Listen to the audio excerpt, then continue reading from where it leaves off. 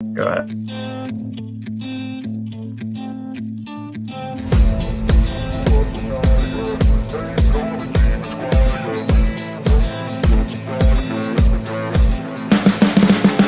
can see the writing on the pavement. Young kids, they're growing up in basements. Online, a whole new generation. I'ma make mine, so you better go take it. Always, they need a new replacement. Decentralized, can't contain it. We're changing lives, yeah, upgrading. Call it suicide of the older generation. What keeps you up at night, yeah? Make all the demons quiet, yeah. We were built to thrive, yeah. I think that we've all had enough. What keeps you up at night, yeah? Make all the demons quiet, yeah. We were built to thrive, yeah. I think that we've all had enough. Yeah, I think that we've all had enough. Sick of dealing with the old plan. They know that we're calling it wrong. You got me like, oh yeah, I think that we've all had enough. Sick of dealing with the old plan. They know that we're calling it wrong.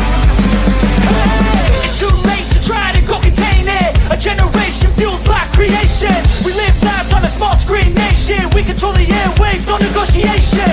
I refuse to think we need saving. Something good will come from creation. And when we think that the world is too anxious, we'll adapt, evolve, survive, and save it. What keeps you up at night, yeah? Make all the demons quiet, yeah. We were built to thrive, yeah.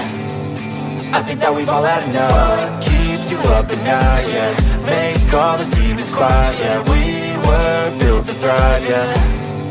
I think that we've all had enough. Yeah, I think that we've all had enough. Sick of dealing with the old plan. They know that we're calling it wrong. You got me like, oh yeah, I think that we've all had enough. Sick of dealing with the old plan. They know that we're calling it wrong. Hey, oh yeah, I think that we've all had enough. Sick of dealing with the old plan. They know that we're calling it wrong. You got me like, oh yeah, I think that we've all had enough.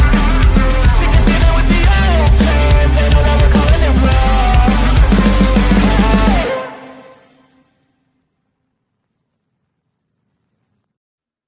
Hey.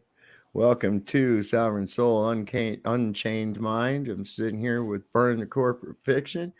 We're going to kind of get off on some cool shit here tonight.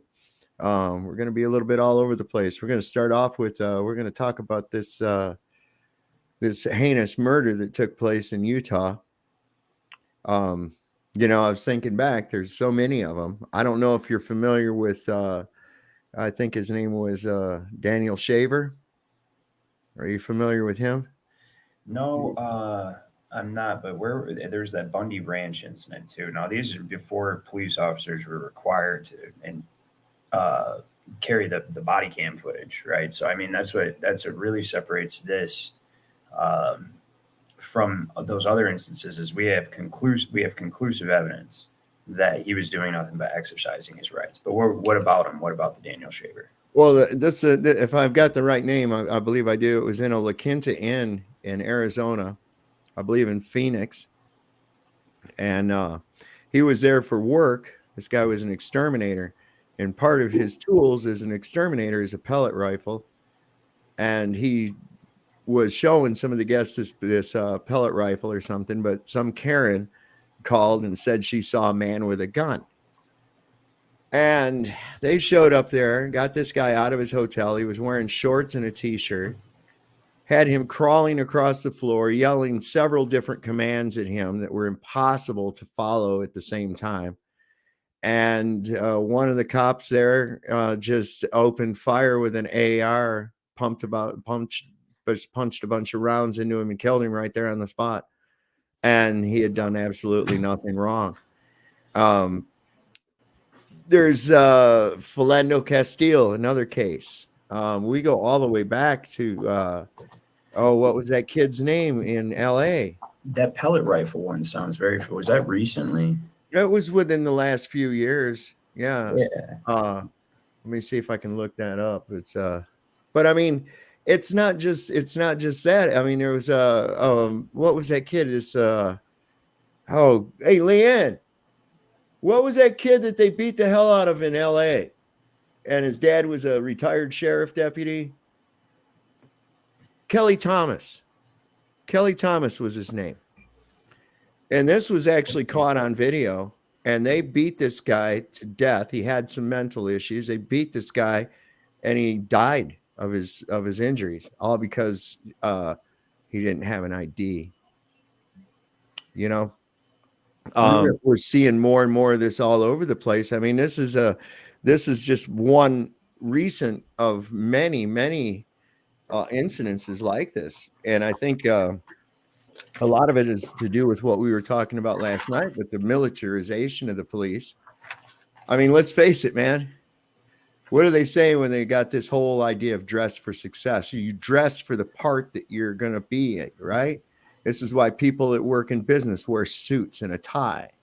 The people will act according to how they're dressed. Well, if you dress up like a fucking combat soldier, you're going to act like you're in combat, especially if every day you're inundated at roll call or whatnot with, all right, everybody out there is trying to fucking kill you, you know? So the most important thing is, and I've seen their training videos, Ryan, guy telling them, saying, if you're not willing to shoot a grandma or a child to save a cop's life, then you can just go on home.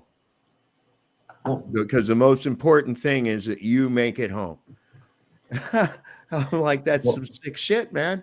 I was actually doing a lot of thinking, and because I didn't know if you were going to do a show tonight or if, because we need to continue to cover this concept. Yeah.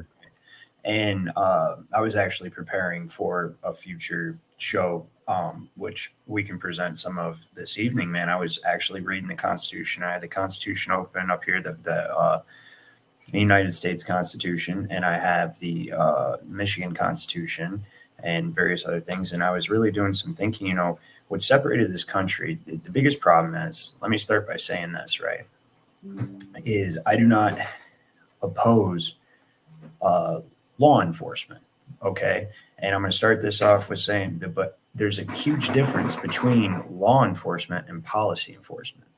Okay, so, and the reason I say I don't oppose law enforcement is because what separates this country, and when we drafted, from the moment we drafted the Declaration of Independence to the Articles of Confederation to the Constitution, and each document built on each other. Okay, so that's what people don't understand, is that each document built on the next one. They didn't get rid of the Articles of Confederation, because as soon as you start reading the Constitution already goes into the states already exist. So where's the document that created the states from the colonies? Well, that's the Articles of Confederation. Is that, you know what I mean? Right. The federal Constitution did not create the states. The states pre-exist the Constitution. The states created the federal Constitution, and the people created the states through the Articles of Confederation, right? Where they each adopted their own state founding documents. So, what's important to realize about our original republic, it was a confederation of individual countries, even under the Constitution. And the Constitution was drafted not to give people privileges, but to tell the federal government exactly what its only role is. Anything not in the Constitution, the federal government has no authority to do. Unless that document says the federal government can do it, they have no authority to do it. And before we can even discuss that, we have to look at what it was that the founders were thinking. Now, if you don't mind, and I can just show this real quick. Yeah, go ahead. Because I don't know if you had material planned or not, but let me present this real quick, my screen. And I want to just show something. I believe it's Article 3, Section 2 is going to really illustrate what I'm talking about. So when I say I don't oppose law enforcement, but what I do think is there's a caveat that in order to enforce law, you should know what law is. And more importantly, you should know the difference between law and equity. Okay. Yep. If we did have that, because each law enforcement officer takes an oath to uphold the Constitution, uphold, protect, and defend the Constitution of the United States, then we would have never gotten to this point. The 14th Amendment would have never been ratified, and by now it would have already been removed, even though it has been ratified. And there's some benefit to having been taken over by this corporate oligarchy for the brief time of bringing kind of like some societal issues to light. But now we need to go back to the original structure of this country, with the exception of what the problem was never in the federal Constitution. Okay. And what the federal Constitution did was took an overreach of power, because there were certain changes being made in each state constitution. There was campaign going on to change within each state constitution to redress certain inhumane issues that were taking place at the time. And the federal government took advantage of that opportunity to hijack that movement under the banner of the federal government and use it to overreach powers. And that's what I'm going to kind of show you real quick. But the very first thing we have to understand is the difference between law and equity, right? Check this out, Dad. So whenever you want to, I'm going to go down to Article, let's see what you're at. Going too quickly. Article 1. So we want to go down to Article 3, Section 2. Now, these Article 3 courts are the de jure courts. Okay, these are the courts we should have. And the only de jure court here is going to be the Supreme Court. You see that the judicial power of the United States shall be vested in one Supreme Court, and in such inferior courts as Congress may from time to time ordain and establish. And that's for handling internal issues within Congress and within their federal situation that they got going on in there, because any discussion of law and breach of the law is considered court and judicial process, right? So, but it says the judicial power is in one Supreme Court. This is our de jure court, okay? And the reason they refer to Article 1 courts is because those are courts established by Congress. And those courts are essentially under executive power, right? Or executive and legislative. The court as they exist today, they're under executive power. But this is what I want to bring up right here. And let me zoom in. The judicial power in all cases the judicial power shall extend to all cases in law and equity. Okay, in law and equity. So why do you think that the Constitution makes a distinction between law and equity? And that should further illustrate how illegitimate, once we understand what the difference is, how illegitimate, where are you at? I have heard of the book, Flow State, but I have not perused it or anything. Have you ever heard of it, Ryan? Fruit from a Poisonous Tree? Yes, and that's exactly the correct thing. Is that's what I'm going to get through. Everything that happened past the Civil War is fruit of the poisonous tree. And even if you want to admit or make admissible the events of the Civil War, for everything for sure after 1933 is 100% rotten. Because once you get post-Civil War, it's poisonous tree. But once you get past the bankruptcy, I mean, that's the poisonous fruit of an already poisonous tree, right? So this right here, this is one form of action, the civil action.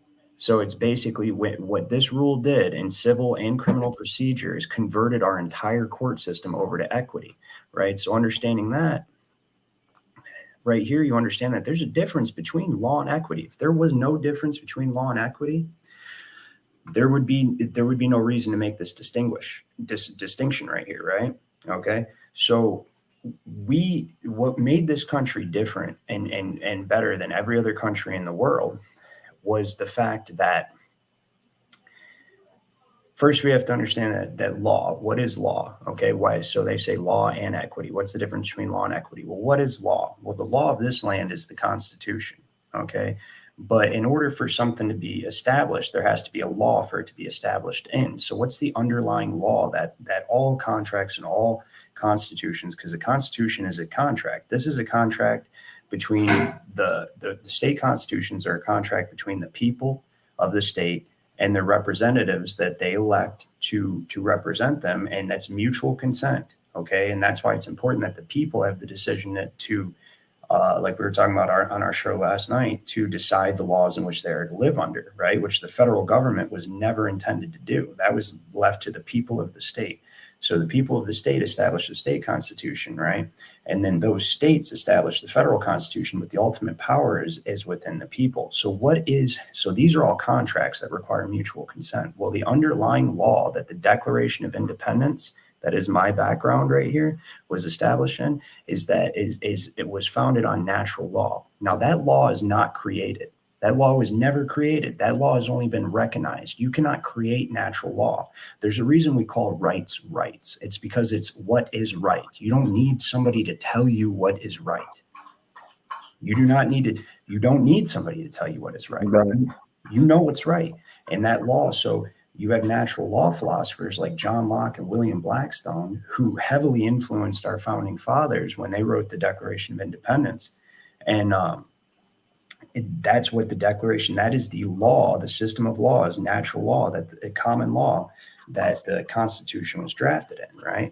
So again, if you read the Declaration of Independence, it says that governments are instituted among men to protect these rights, that all men are endowed with unalienable rights, right, by their creator, to life, liberty, and the pursuit of happiness. They're referring to natural law, natural rights, and that governments are only instituted among men to protect those rights. So what they did was it was genius. They created a contract in natural law, and that contract was recognizing and agreeing to protect natural law. So they made a contract in natural law, which is right, to recognize and protect natural law and that individual liberty. That's what each state constitution, the Articles of Confederation, and Well, they've done push that all to the fuck with, though. They're not even going by none of that now. No, that's because they've gotten rid of law. They've gotten rid of this judicial power in all cases, law and equity. That's what I was showing over here on this tab, right here. One form of action.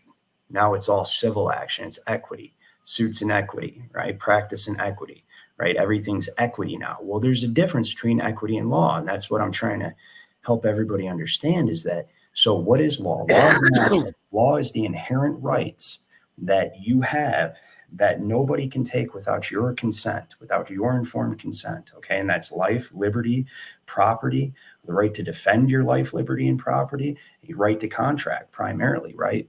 Essentially, I summed it up right here when I was making two notes. It can be summed up primarily in these two things: your right to self-preservation, which is the protection of yourself, your family, your livelihood, and your right to self-determination, your right to choose for yourself what you are and are not going to engage in. Okay. And that's what this country was founded on. Now, what is equity? Why is that a different? Why did the Constitution make a distinction? Equity results from contracts. Okay. Equity is how did I put it? I wrote it was equity is the result of a contract, and equity is determining what is ethical, equitable, and enforceable in an agreement knowingly and willfully entered into through mutual consent between two or more parties. So this Constitution was a contract, and the Supreme Court was vested in making sure that the law was preserved. And then, so there were courts of equity, or the judiciary was permitted to act in equity, but that you could only end up in a jurisdiction of equity if you knowingly agreed to a contract. So if I entered into a contract with you to perform a service or pay X amount of money for something, right, and I didn't pay you, the judiciary was permitted to hear that case in equity. Okay, right? And then if there was a judgment passed and I did not pay you, then I would be put in what was called a debtor's prison. And we had those, right? And that's it. That those have been around but they're for debtors, right? And debtor's jail, debtor prison, debtor whatever, right? Debtor detention, right? But that's equity. So what they've done is they've gotten rid of the law completely by erasing your knowledge of what the law is. When right after we formed this government was formed, James Madison was asked, what type of government is it that you've given us? And he said, a republic, if you can keep it. And George Washington was standing nearby, and he said, in order to keep it, every man must know the law. Now I go back to law enforcement. How can you be a law enforcement officer if you don't even know that there's a difference between law and equity? Law is preserving the natural rights. Okay, so the only time the actual law is broken is if there's a victim. Okay, equity results in a breach of contract. Okay, equity is a commercial term. Mm-hmm. You see what I'm saying? And this is a very important distinction to understand, because the institution. Do you still have that 14th Amendment situation on your? Yeah, I do. That with Andrew Johnson. Now we want to look at this in a whole new light, right? If we read this, That's on that congressional record, 19, let's see, The May. 61. No, it's the 60s one. The June 67, I think it was, or 63, 67. Oh, okay. Yeah. Let's see. I'm And then at what Andrew page? Johnson's veto message, because this is important to understand, right? He's going to reiterate what I just said. And then What page are you on looking for on that? Because there's a lot of shit in here about that. it was 1540. You didn't leave it up. Hold on, I'll grab it. Well, I've got the PDF up right now. I'm just looking for which part to highlight. 14. Hang on.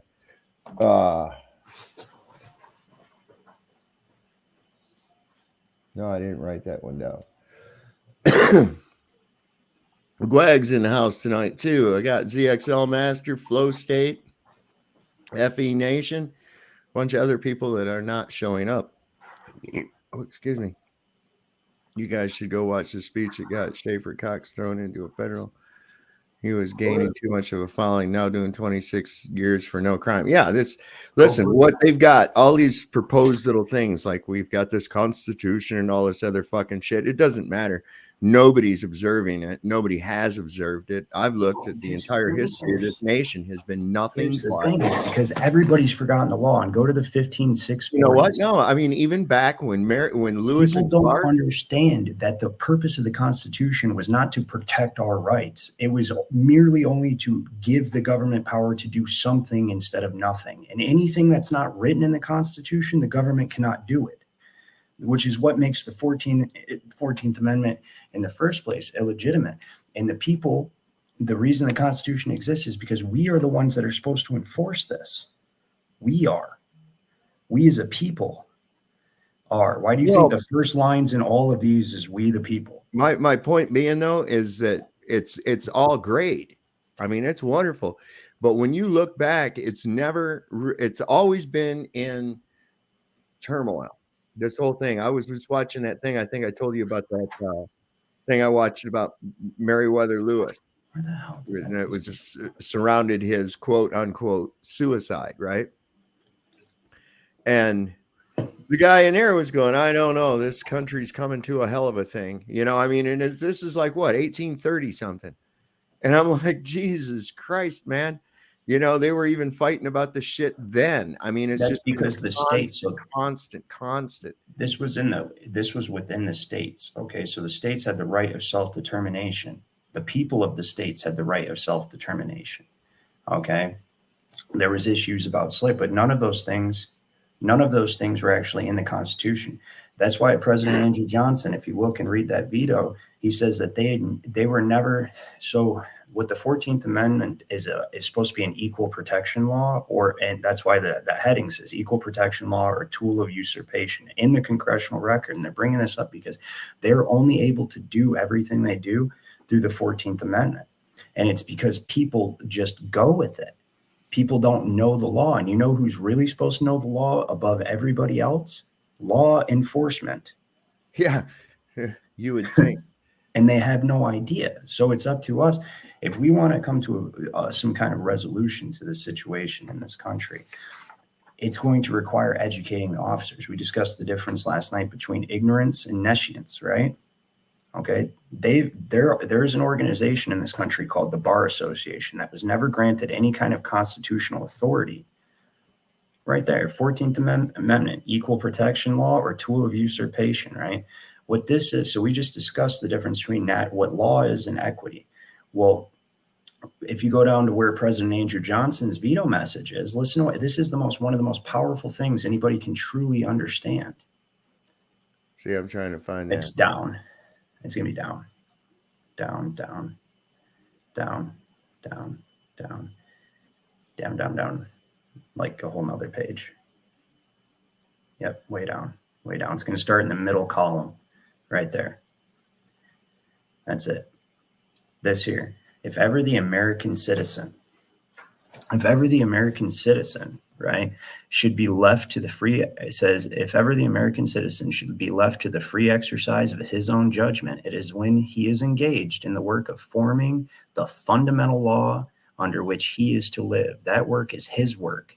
And It cannot properly be taken out of his hands. All this legislation proceeds upon the contrary assumption that the people of each of these states shall have no constitution except such as may be arbitrarily dictated by Congress and formed under the restraint of military rule. A plain statement of facts makes this evident.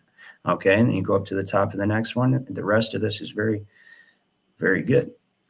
He says, in all these states, there are existing constitutions formed in the accustomed way by the people. Congress, however, declares that these constitutions are not loyal and republican and requires people to form them anew. So that's what the 14th Amendment did, was completely eradicated law the people decided to live under and now forced them to live under the law that Congress decided them to live under. And this was after they tore our country apart with an unconstitutional war.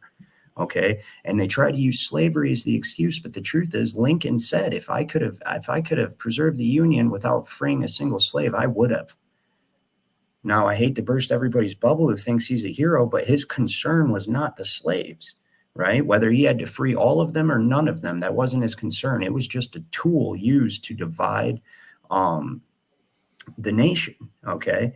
And what the South did with the secession was actually constitutionally lawful, right? Because those people, each of those states were their own country. This was a confederation of states, even under the Constitution. That's why it was a confederation of states. You have two types of union of states or countries, right? Because states are countries. That's why the country is called the state, right?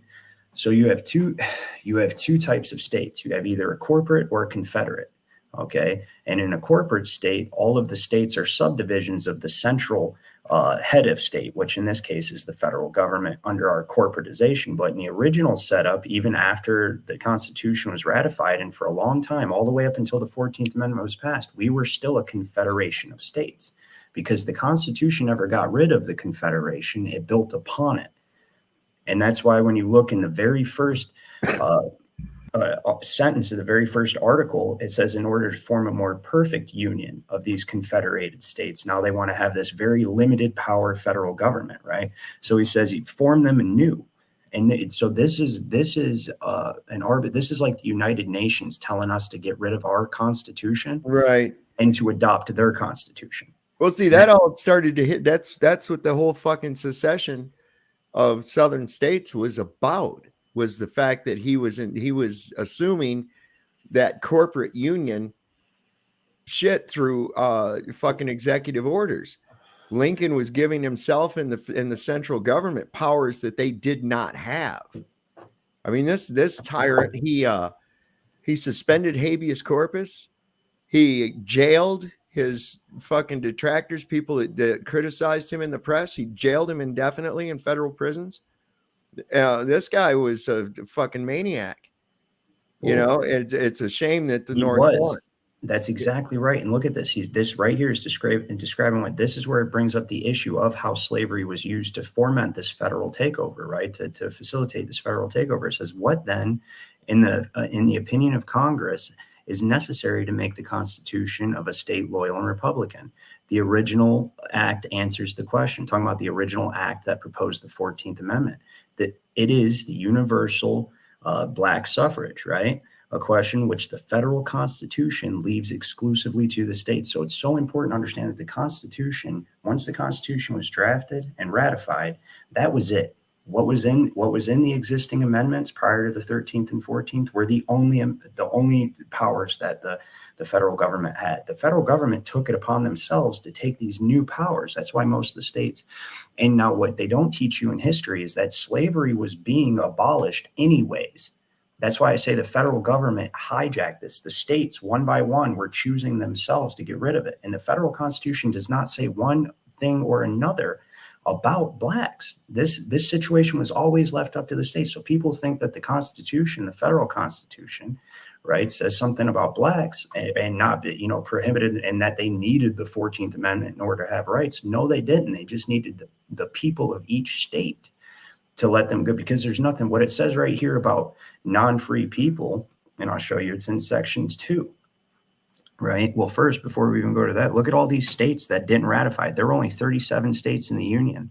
and it required 3/4 of a majority vote in order to ratify this amendment. So what did the federal government do? They excluded almost half of the states that were in the Union at that time from even being a part of the ratification process. Oh, yeah. Yeah. Mr. B says here, so why not run for state office and change the laws and eliminate the 10th Amendment? Perhaps you slept through civics class. It takes a hell of a lot to We're not even eliminate an amendment to the Constitution. We're not even, and it doesn't matter because everything, like we talked about at the beginning of this video, everything after this unlawful usurpation is fruit of the poisonous tree. Okay. And I'll show you exactly what it says about there's a couple interesting things right in the very beginning of the Mr. B, again, the South didn't have a chance of winning. This is where you're losing your whole thing, right, bro? Okay. They weren't trying to win. They didn't go to war with anyone.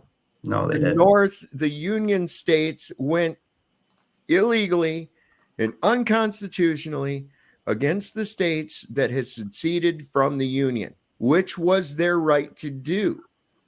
Okay. That's what they said. Look, Governor Letcher, who was the governor of the Commonwealth of Virginia at the time of secession, said, we mean you no harm. We just wish to be left alone. We're not going to attack you, but also know this, if you try to go through Virginia to attack any of the other states, we will stop you.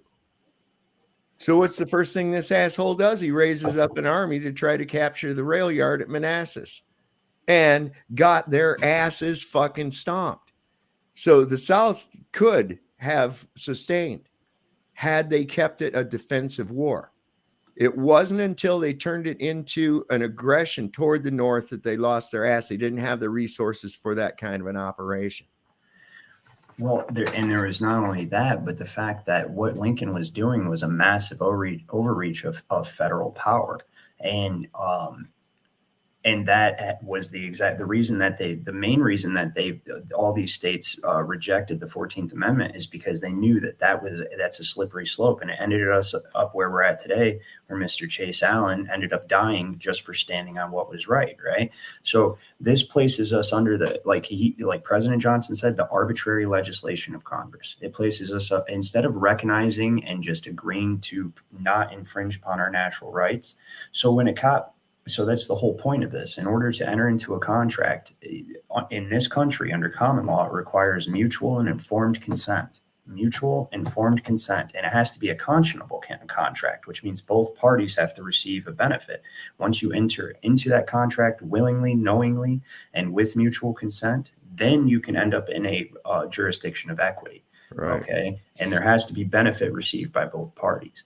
So we kind of went through a lot of this shit last night on your stream, and we kind of really showed exactly what this is. But what I wanted to focus on more in this today is that there are these open charges. You got something you're wanting to put up here, Taylor? Yeah, I was. I just wanted to show this real quick, right? Is that this is all the United States says about anybody who is not free. And I also want to show the difference between I'll show you real quick. So right here, it's talking about Section 2 says that representatives and direct taxes shall be apportioned among the several states, okay, which may be included within this union according to the respective numbers. Now, this is how they determine the numbers, okay, of each state, which shall be determined by adding the whole number of free persons. So this means free persons represented a whole number, and now including those bound to service for a term of years. This shows you that people who serve, this sentence right here shows you that people who serve in any kind of public office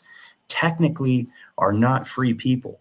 But for the purpose of voting, they're going to be considered a free person. They're actually public servants. And that's what those federal citizens are. Now, also up here, so, and it told you, but hold on, finish this thought. So free persons are a whole number, and they're going to make the exception for people bound by terms of service, right, for years.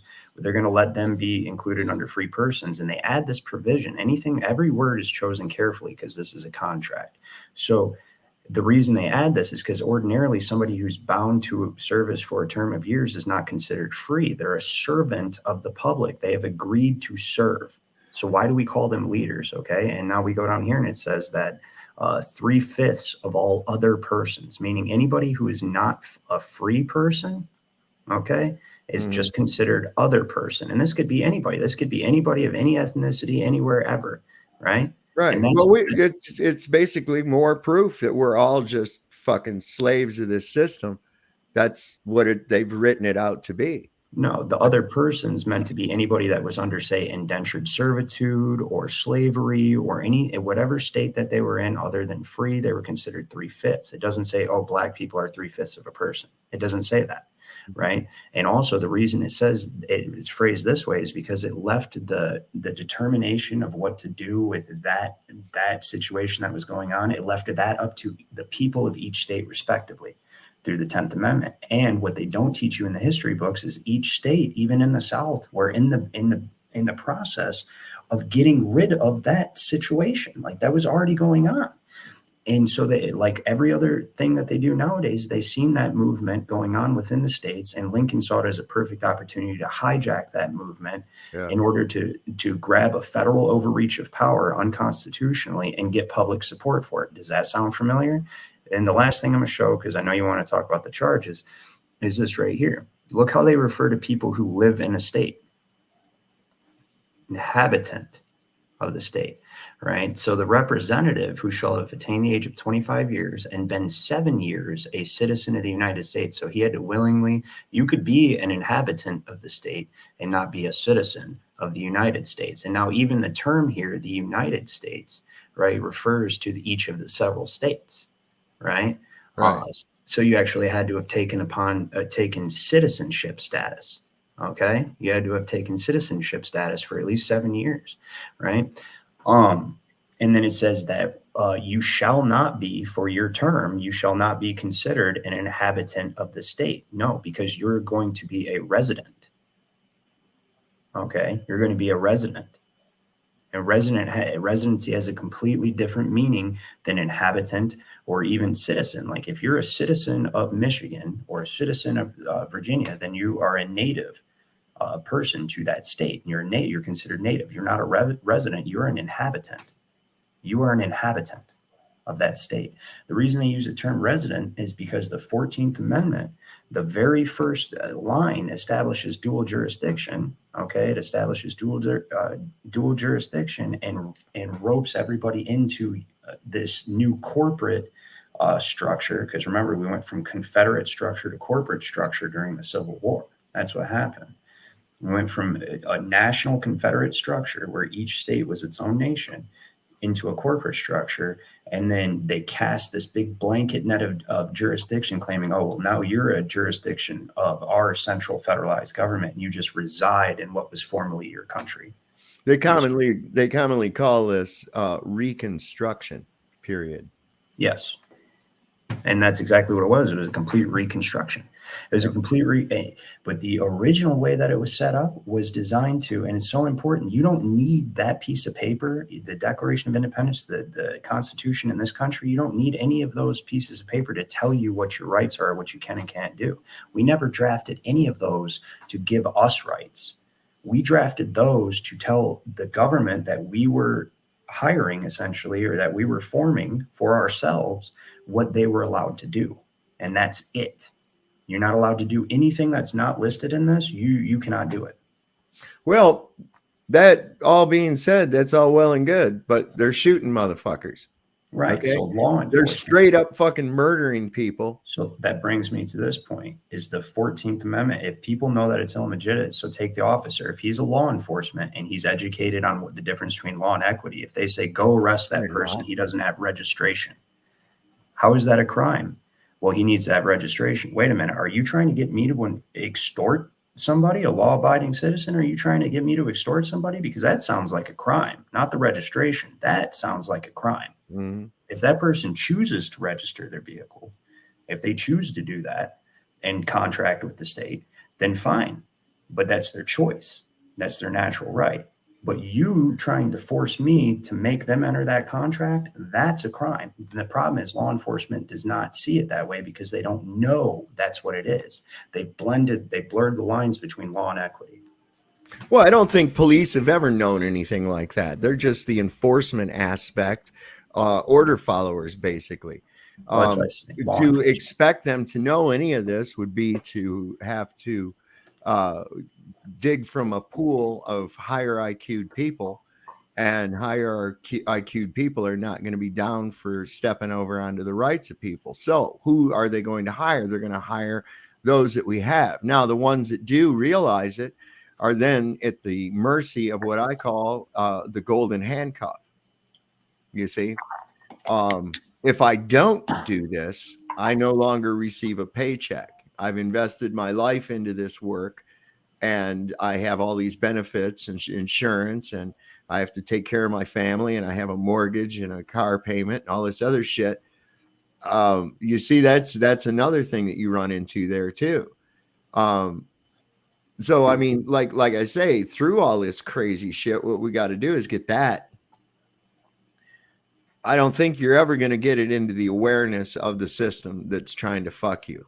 Okay. Well, with this charges, these impeachment charges, but look at what Illumin Tommy says. Look what Illumin Tommy says. Look at that. I'm okay with mandatory. So you're okay with forcing me, or with allowing the government to extort me, right? And force me to purchase protection from a private company. You know, that's what the mafia did, right? Pay us protection or else. That's what the government does. Pay them for protection or else. And the banks, the same banks that have enslaved us, own the insurance company. Insurance is a major part of the banking system. You sound like a dumbass. You sound like a complete and utter dumbass when you say something like that. If you want to have insurance to protect your property, go ahead. All contracts should be voluntary. That's all. There is no other excuse. I mean, there's no other. I mean, you can't force people to go into a contract, but this is the thing. We need to get this fucking shit out. There are open charges right now against is this where it starts? Right here. And it's in the congressional record from 1933, May 23rd. You got to look in the House. I'm going to put the link up in the chat right now. So you can go to this if you want to. It's a hell of an indictment. And we are going to look at a little bit of that, but we need to get this. This has just been sitting in the judiciary. Okay. They're just passing it over. It's not it being addressed. And these charges that come about on some of this, let me go ahead here. He says, I charge them jointly and severally with having unlawfully substituted Federal Reserve currency and other irredeemable paper currency for gold in the hands of the people after the decision to repudiate the Federal Reserve currency and the national currency was made known to them, and with having thus obtained money under false pretense. And then each one of these paragraphs is another charge. And this shit, let me tell you something. If there was any of you charged with this shit that you will read in here, and you'll want to go to page 4056 and be sure you're looking at May 23rd, 1933, you would be buried under a fucking prison, never to be heard from again. This is a list of crimes that are insane. And this is the reason that we're under this shit, where you have to go have a registration for your car, a special tag, have to have this driver's license bullshit. All your everything is all stems from this open charge right here. And we need to get a petition going. I need to get with somebody that knows how to make fucking petitions and whatnot. And I think we can do it electronically. I know there's some of you out there, anybody that's listening to the replay of this or whatever, get with us so we can figure this out. We absolutely can draft. I can draft if we don't get the charges addressed, if we can make more and more people aware that these are still open charges, have been sitting there for 90 fucking years. Yeah. 90 years. Yeah. The people involved, the names that are involved in here, these people are long dead. These people are long dead. This was almost a century ago, and we've still been under this bullshit. And this was only a few years, 20 years after the Federal Reserve Act was passed in the first place. Well, And see, already, boom. But what they do, because the Bar Association has complete control over the judiciary, this is swept under. Because There's this no also shows that the bar is fucking illegal as well. There's no constitutional provision anywhere giving the Bar Association authority over our judicial or any branch of our government at all, an exclusive authority. That's what they have obtained, is exclusive. You can't do any of this until you go through us and get a license. Yeah. And so here's where we come down to is these order followers. Okay. We got these order followers. And like I said, they're not aware of this. They just know that cars have to have tag on back. If no tag on back, me pull over, me write ticket, me tow car, whatever. They have this little fucking thing that they do. They have no idea, because it's just like in the movie, The Truman Show. We accept the reality that we're presented with, right? And from everyone's life, this is the reality. You know, it's just like, well, why do I have to have these things? Well, because it's written. That's why. That's how it's always been, you know. I will draft the petition, dude. We don't need somebody to draft the petition. Fuck that part of it. I will draft the petition. I'll start working on that. I'm busy tomorrow and Monday, and right after that, I'll start drafting that motherfucker, right? But here beyond that, the important thing about the impeachment charges is that everything that's outlined by McFadden in those unanswered charges, the reason they're unanswered is because those actions he's outlining are what gave birth to this trust indenture securities and exchange system.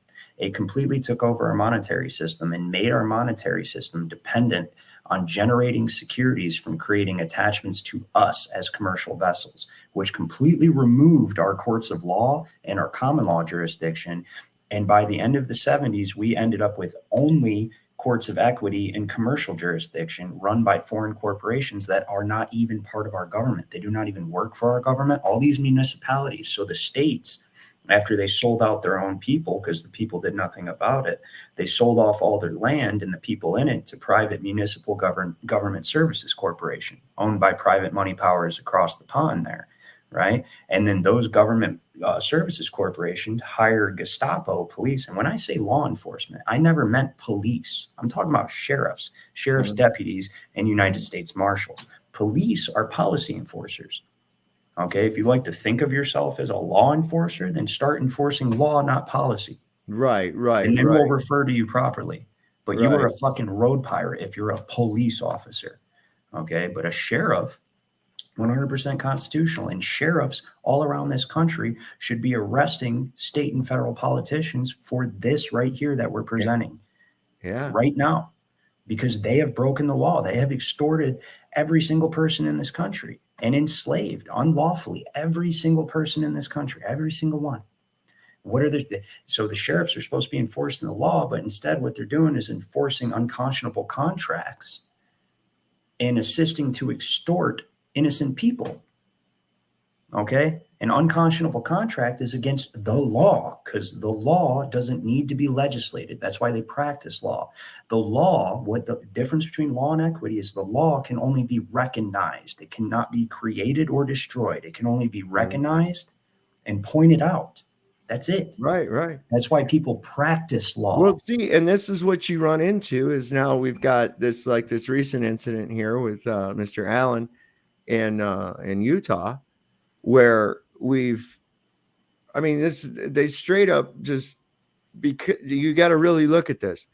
What was this guy doing that was wrong? Nothing. He wasn't doing anything that was causing any loss, injury, or harm to anyone. So something that tells me a little bit more about this too is that you can't tell me that if these people have already dealt with the police in that town and that county before, that they're more aware than they let on as to how this stuff actually works, right? Yeah. And also the fact that this town has a population just slightly above 24,000 people. That's small. Okay. The first thing that they trotted out in the news article was that the whole family had these ideals and they've been in court before with this shit.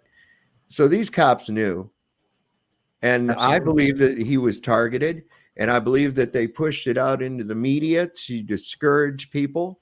See what happens? See what happens if you don't toe the line, you could be killed. And nobody looking at the most important thing. This fucking kid was murdered, brutally murdered. His life ended in just a few seconds. Boom, gone. Right? Over a goddamned little fucking piece of paper. That's what people are not looking at. Oh, well, he had a gun. So what? He had a gun. Everybody on the scene had a fucking gun. The only ones who were ready to use it were the fucking badged enforcers. Yep. And that's that's exactly so. And the actual criminals in this instance, right, were the other people with the guns because they're attempting to extort him. Yes. No question. If you end up in court, right, you're not in an Article 3 court. Article 3 courts are de jure court. You are in an Article 1 court sanctioned by Congress and ran ultimately by the IRS and the banking system and the Securities and Exchange Commission. Do you realize what these Article 1 courts are doing on behalf of the United States or under the maritime jurisdiction of the United States? These Article 1 courts are, so you get trust instruments. You go sign a driver's license contract because you have to. Right, they lead you to believe you have to. You go register your property, right? Because they lead you to believe you have to. So you enter into these unconscionable contracts. What are those contracts doing? They're taking your property rights and your property and your right to travel, and they're collateralizing it so that a trust can be created. Okay. And then the police, these policy enforcers, can create attachments to the value generated by that trust.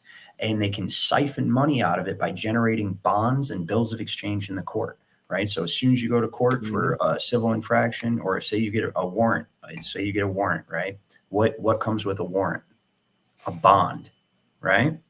A bond. That bond is a valuable interest-bearing instrument that they trade and exchange through their private judges associations. So they are farming you for securities. They are hoping to get a hold of you to create an attachment to you, to your legal identity, your legal entity identification number, right? To generate securities. They're farming you. So you say, I want an Article 3 court now to redress this violation of my natural rights and law. I need an Article 3 court now. Stat. You are trying to enforce an unconscionable contract on me. Well, that's all well and good, but look at these fucking goons, what they did. You know what I'm saying? Yeah, and this shit's going to come to a head one way or the other, and they get to choose how it does.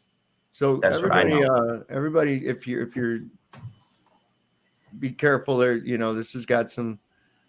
It's kind of graphic, but I want you to really look at this and see what the fuck this guy's really doing. That would cause, oh, we got to kill this guy. You know, this is just, it just blows me away. Of course, they don't turn on any audio until they.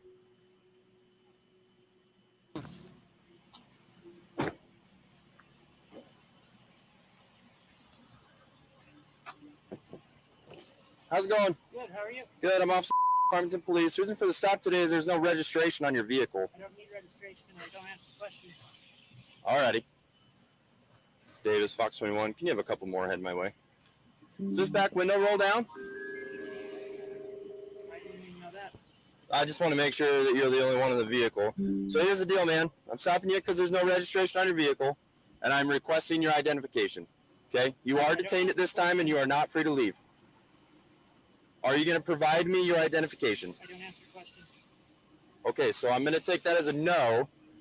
Now, first off, he doesn't have to provide really anything because he's not broken any law.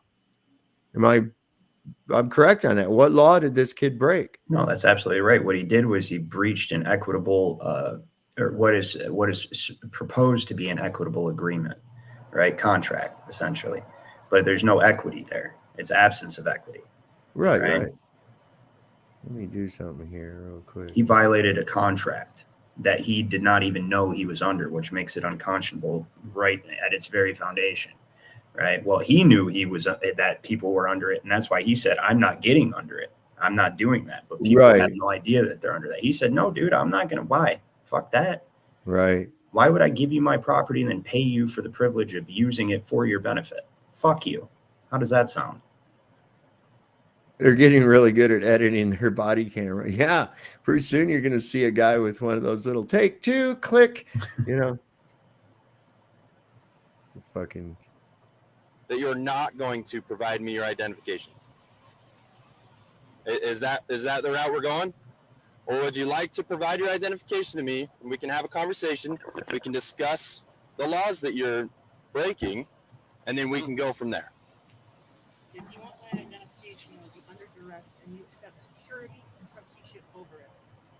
Meaning You said you accept the surety and trust ownership over it. will be responsible for any debts that you're trying to incur here. Okay, so I'm not Okay. trying to incur any debts or anything. I'm trying to investigate why your vehicle doesn't have any registration. 1692, you are trying to incur debt and legal action for something Okay. that's not allowed. Okay, And under So, Title 18, Section here's- 245, here's the- traveling is a federally protected activity. in which I understand what you're saying. involved in. I understand what you're saying. And what I'm telling you is that you do not have an option to identify yourself. I do. You are lawfully required to identify yourself. So you can provide.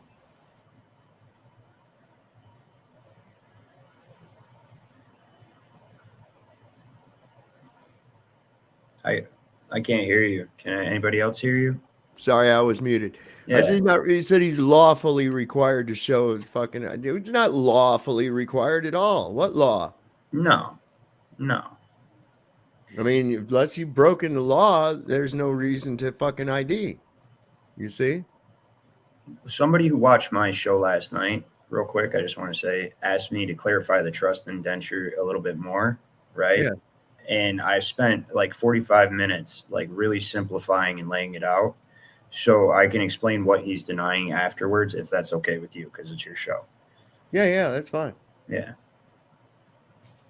You can provide your identification to me and we can have a conversation about the laws that you've broken, or you can fail to identify it to me and we can go that route too. I'm perfectly okay with either way you want to go, but the direction that this encounter goes is 100% in your hands.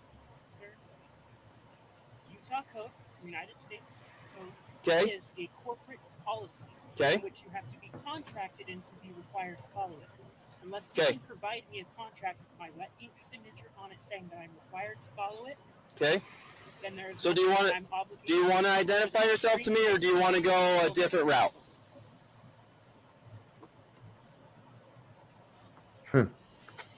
Wonderful. Do you have a driver license as well? I am not giving you jurisdiction. Okay. Do not stop, do not detain.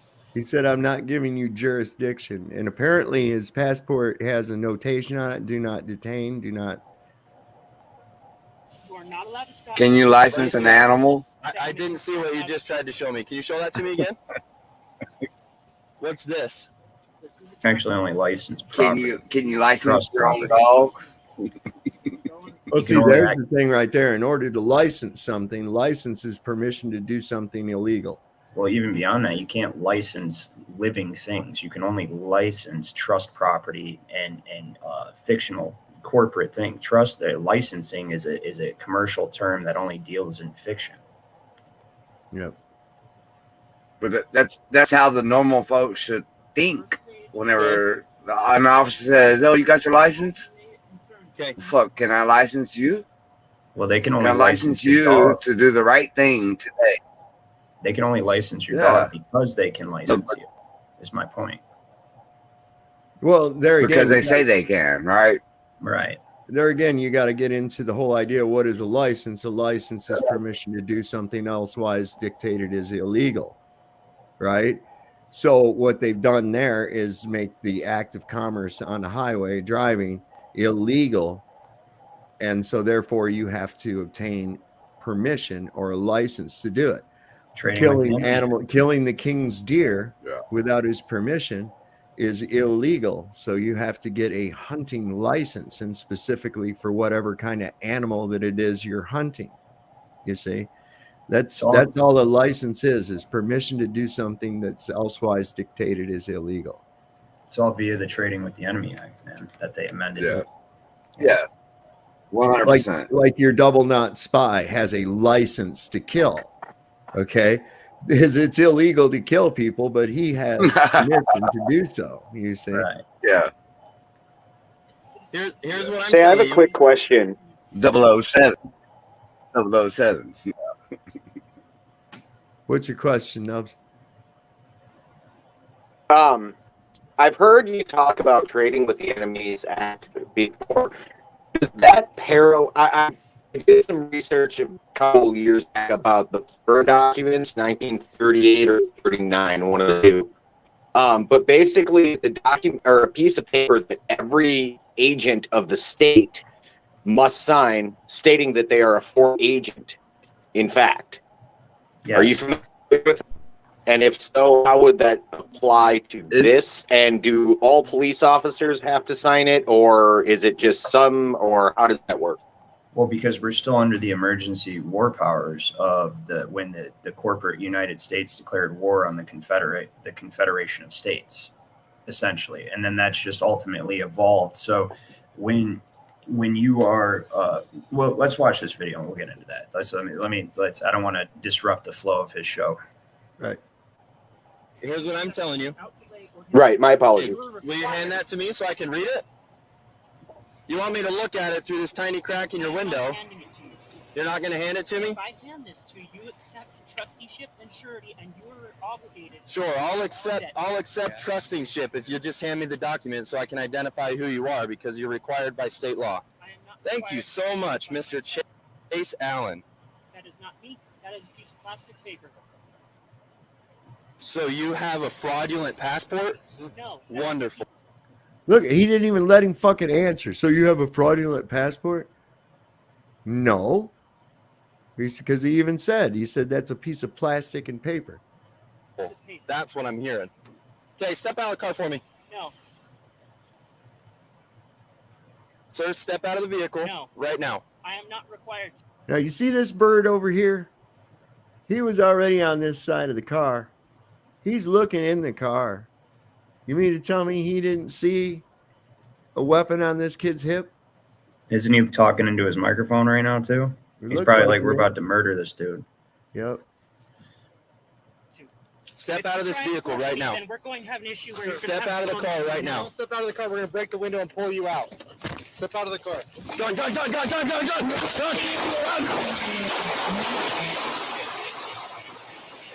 That makes me sick.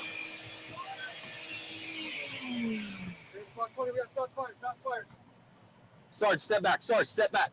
Sarge, step back. David, Fox 20, where's the post office? We have shots fired. We have suspect down. Send us more. Show us your fucking hands. Show us your hands. Don't move. Show us your hands. Here, I'm going to go. Keep him on gun. Keep him on gun. How's he supposed to do Keep him on that? gun. Okay, I'm coming up. Close in here.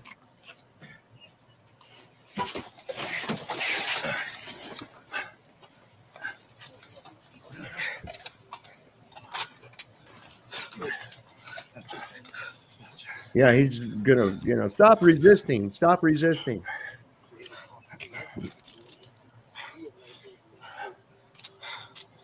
If this doesn't infuriate every single person that watches this. Is everybody good? Yeah, has anybody didn't make a hit? Did he shoot? I don't have any fucking idea. My fucking gun jammed, so I had to drop my mag. Disappointed because his gun jammed and he had to drop his mag. Looks like tyranny and treason to me. Did you hear that motherfucker, man? He was disappointed, acting.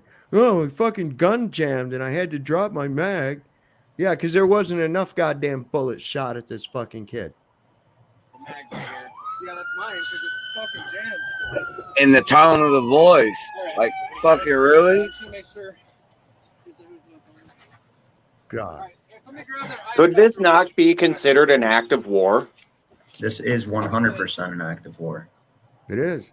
There's no question. So about why is it I was going to say. like don't get me wrong, like I'm not Exactly. advocating that anybody should do anything, but what's the difference is if we did the same thing in reverse?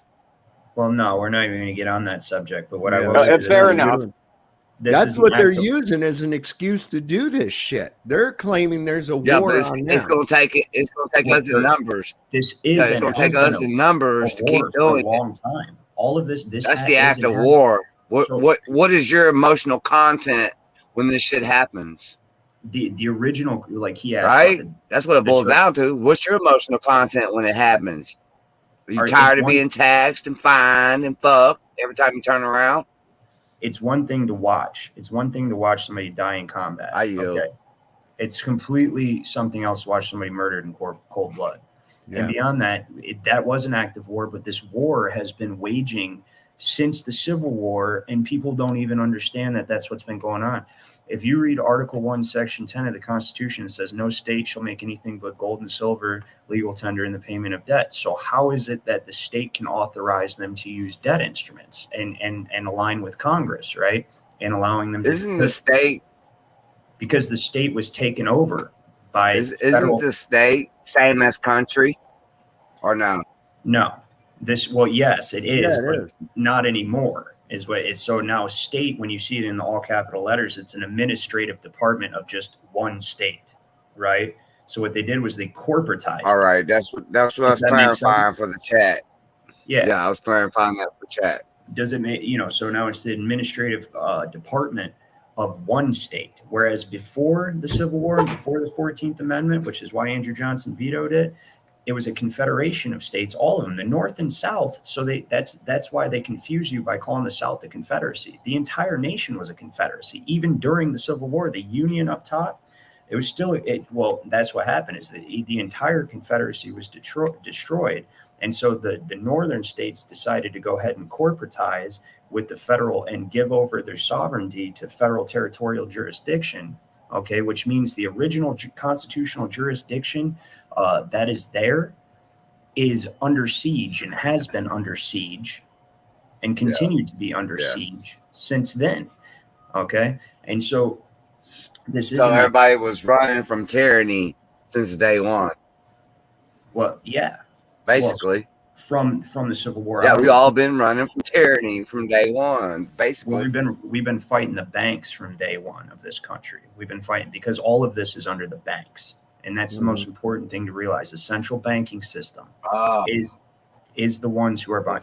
They finance this, they control it, and it's look at what happened. This whole thing is done under from the establishment of the Federal Reserve was their final home stretch to getting the Securities and Exchange System established, and it was all done under the Federal Reserve, okay, which was it's a privately owned central bank, and they forced the United States to collateralize its citizenry in order to issue notes instead of certificates. See, that's how they got it with the quasi-legitimacy lawfulness at first. It was gold and silver certificates so the states could authorize it, right? And still maintain the appearance of legitimacy and keep it hidden from the public, right? But really, the entire time, this was the intention, was to be where we're at today. Did you want to finish the video? Yeah, I'll just finish through this here, and then I got another one to show you. Here you go. Wise man. Yep. Yo, God, what's up, brother? David B. How you doing, David B? The Pearl's up in here, too. Okay, well, we're just shooting around, looking at... Let's do medical first. I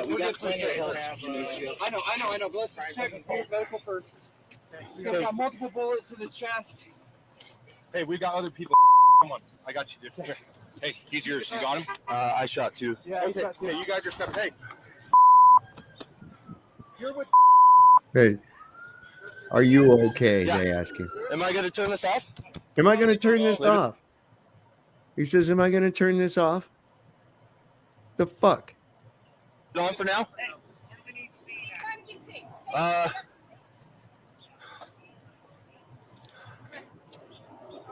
I'm good. You want to sit in my car? No. Hey, Kelly, can you grab my phone so I can call my wife, or your phone just so I can call her? Do you know our number? Yeah. Come sit on my seat. Okay.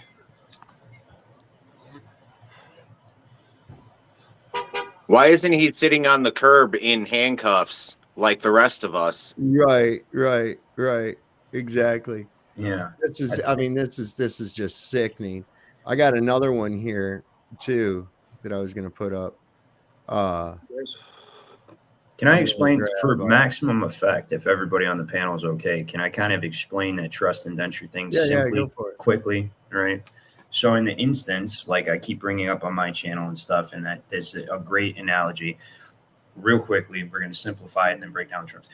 A man wants to come from England to the colonies, right, say in the 1700s, has no money, makes an arrangement with the ship captain, says, hey, listen, I'll enter into a trust indenture. I'll labor for 7 years, okay, which will equal the value of this voyage. We'll sign that value is equal to this voyage. We'll agree upon that. And then we'll draft up a contract and you'll give me the ride and I'll give the labor, right? Well, so that contract's drafted up, right? And as soon as that contract's drafted up and that trust agreement's entered into, there's 2 titles created. Okay, there's a legal title and an equitable title. Okay, so the legal title is the right to use the property. Okay, it's the right to use the property for the benefit of I had the exact definition of the legal title. The legal title of a property refers to legal ownership, which comes with the right to control the trust property in compliance with the trust indenture. An equitable title, which is beneficial, okay, the equitable title is the beneficial title, gives the person the right to enjoy the benefits that come with ownership of the trust property. Okay, so the guy who's going to work, he owns his body, obviously, but when he enters a trust indenture, he gets handed a legal title to himself, essentially. Does that make sense? You get the legal title to yourself. So now you get obviously, you're going to use it, operate the property, right, manage it. That's called being a trustee.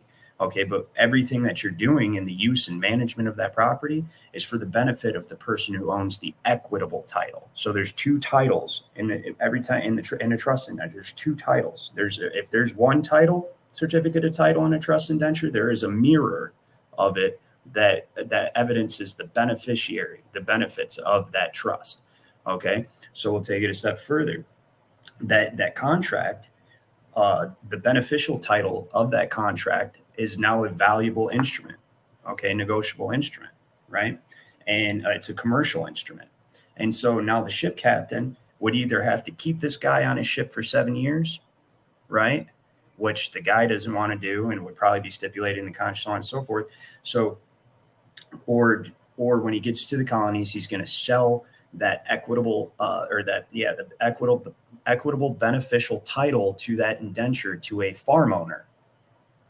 Okay, and so now say that he used the 2 years of the title. And he said, you just kept the guy on his ship for 2 years, right? And then he was like, you know what? I'm going to go sell this title so you can get to the colony, start to get settled. And he goes and now that commercial instrument is worth less than it originally was, right? Or he could sell it immediately and give somebody a bargain, and you know what I mean? So, but the point is the beneficial title is what's valuable. The equitable title is what's valuable. When you get legal title, so we'll take it now to this case here. When you go register, okay, say like when you register your child, and that's what you do, you register your child with the county, and they give you a birth certificate. That's not an equitable title. That's a legal title. They give you legal title to your child. Okay. And then when your child gets old enough, you give him his own legal title. But all this time, the corporate municipal government services entity is holding the equitable title and collecting on the benefit. And that's why you have to pay everything. That's why they want you to register and all this.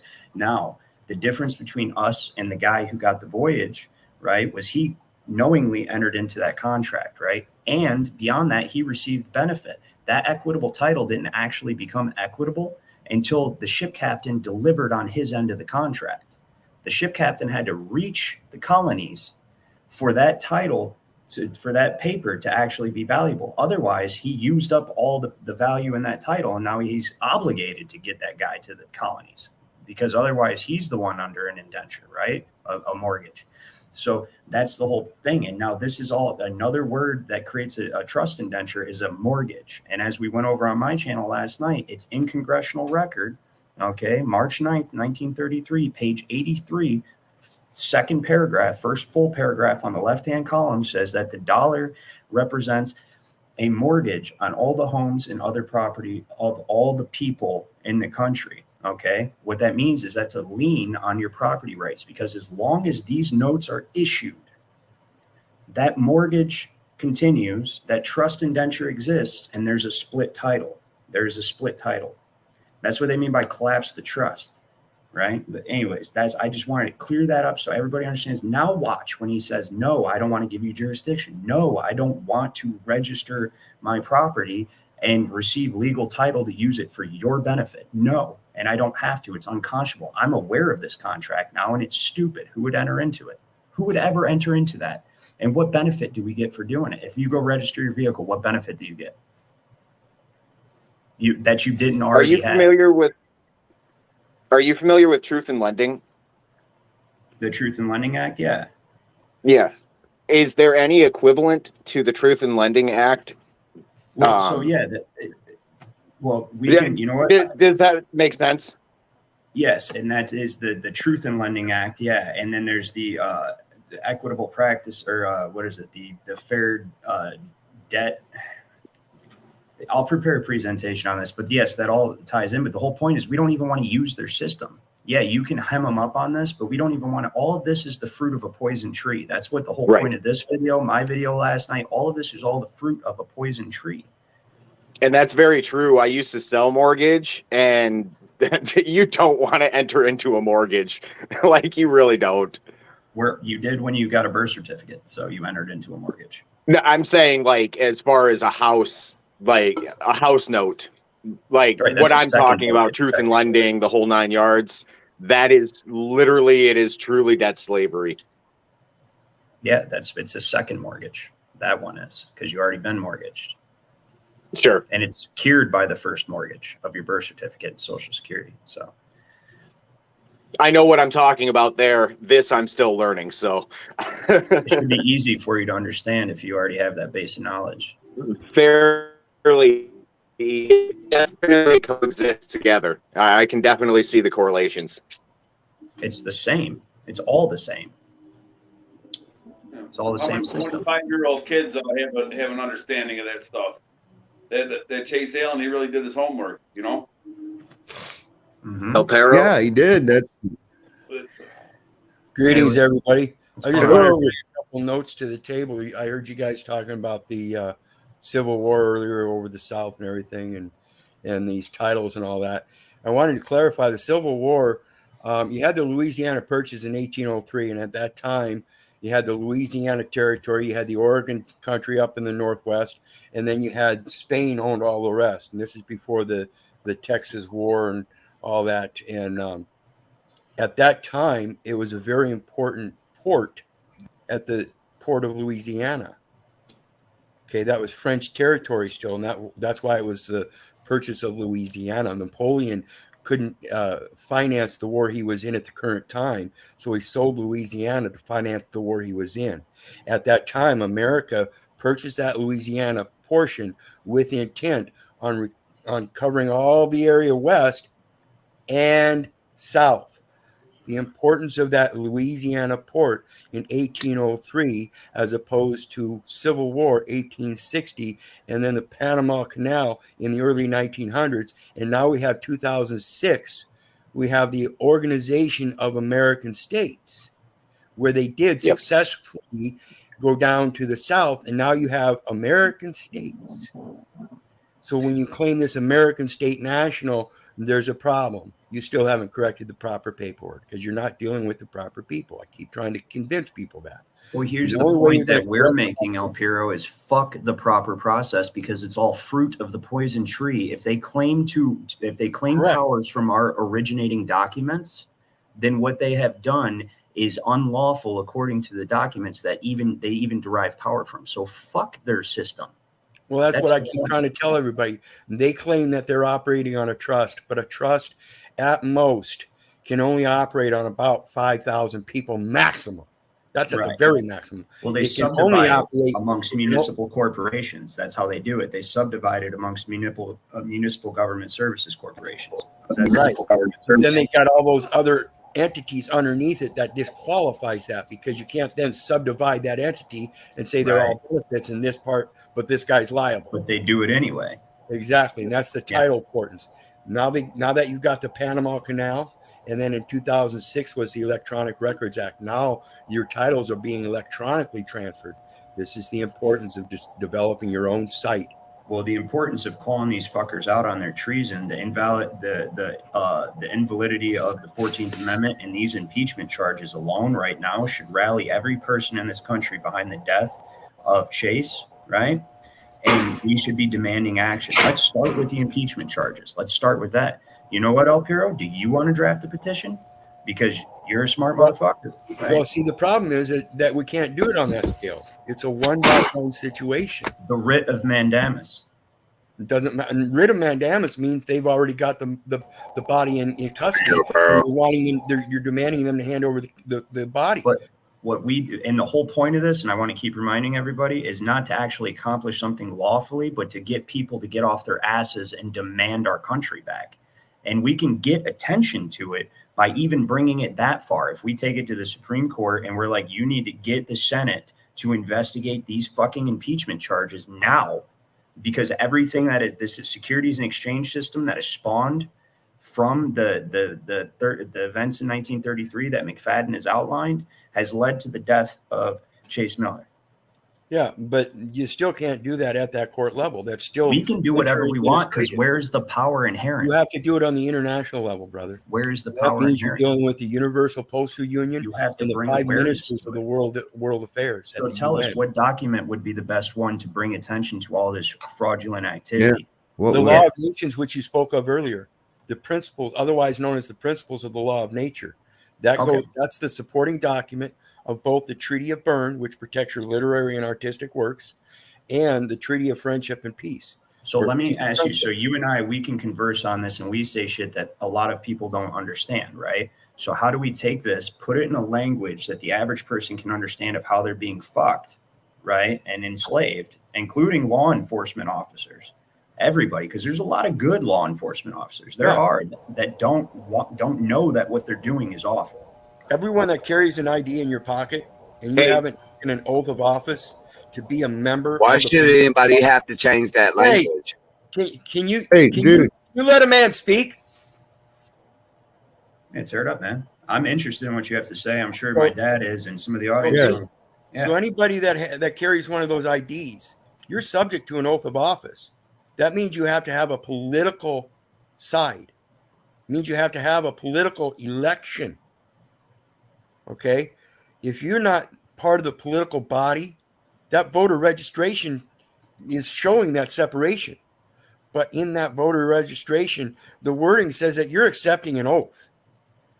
Today, when you go get a driver's license, they have you sign an oath.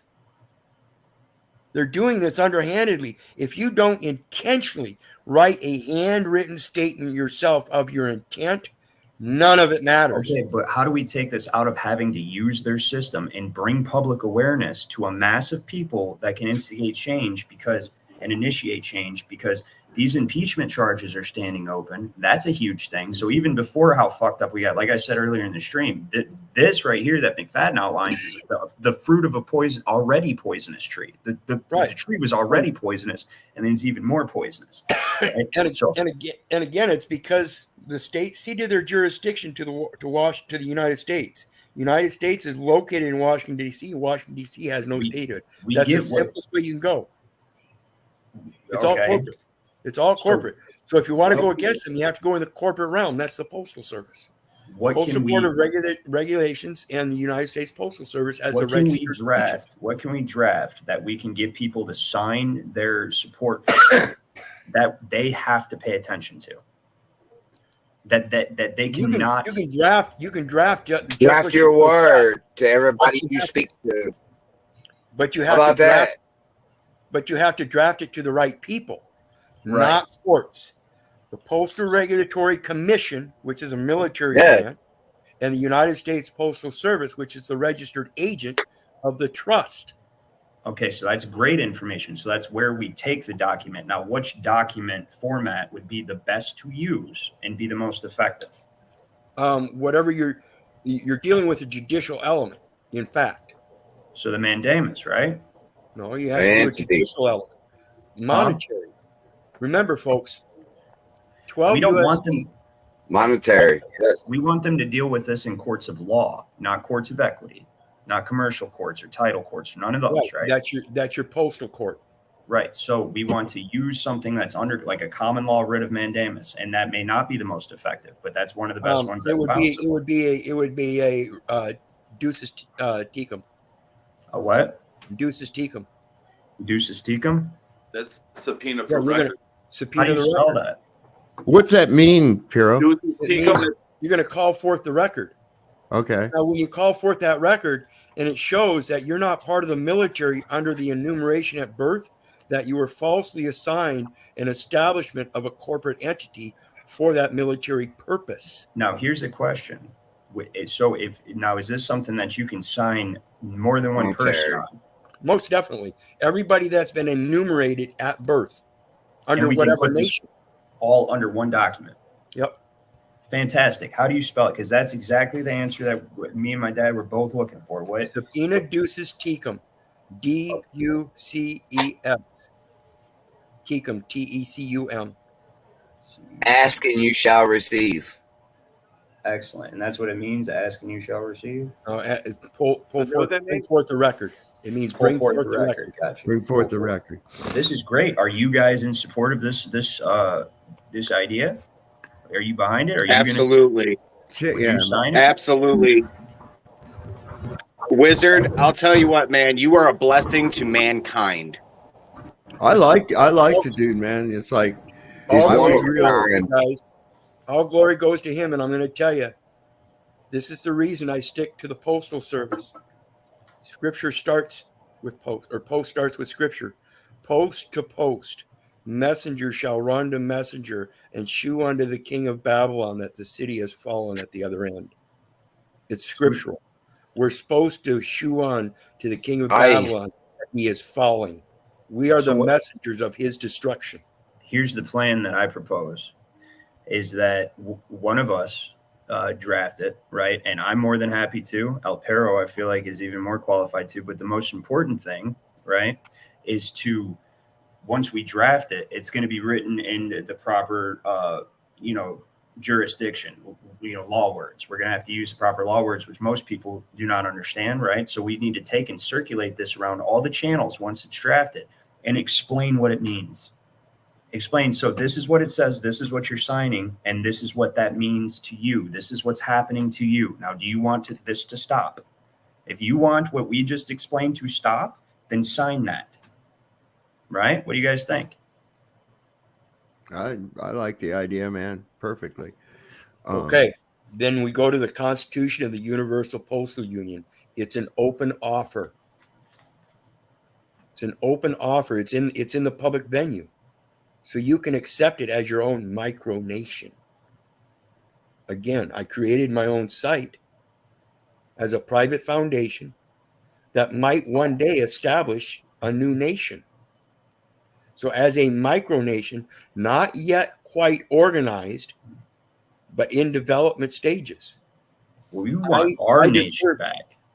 Yeah, I deserve the same protections as a nation does. Well, we want our Confederation of Nations back, and with some changes. Right. Everybody's free. Everybody. It doesn't matter if you're black or a woman. It doesn't fucking matter. So we can take the silver lining of this usurpation and debt servitude of having brought awareness and support to those issues.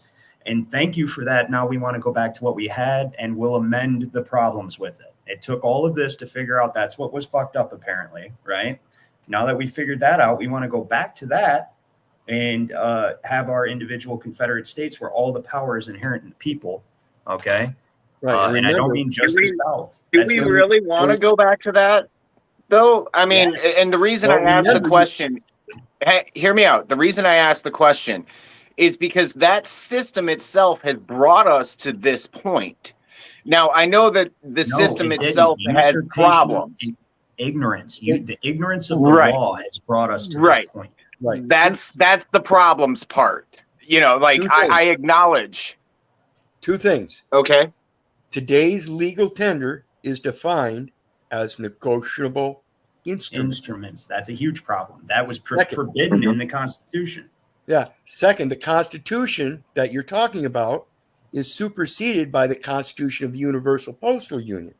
Just like the states ceded their jurisdiction to the United States, the United States ceded its jurisdiction to the Universal Postal Union. Well, that sounds like a member of the United Nations. That sounds like a problem for that corporation called the United States. What we're saying is the people that live in this country, or each of these several countries that compose this nation, right?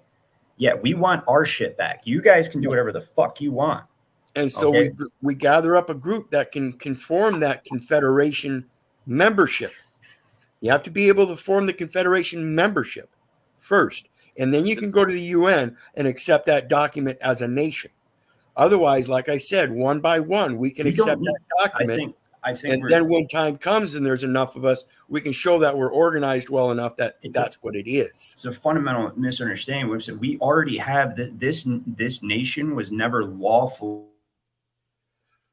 Right, but again, it goes to the people's education on that. They don't understand that. That's the point of what we're drafting right now. Right, and that's to educate them. Right, first and you have to educate support. Them. Then you can form the Confederation that you're talking about. Right, which we just want the original system that we had with a couple tweaks of everybody's free now, right? Except for the people in government, because as it says, like I showed in Article 1, Section 2, people who are in government are actually bound to terms of servitude. Right. For a number of years.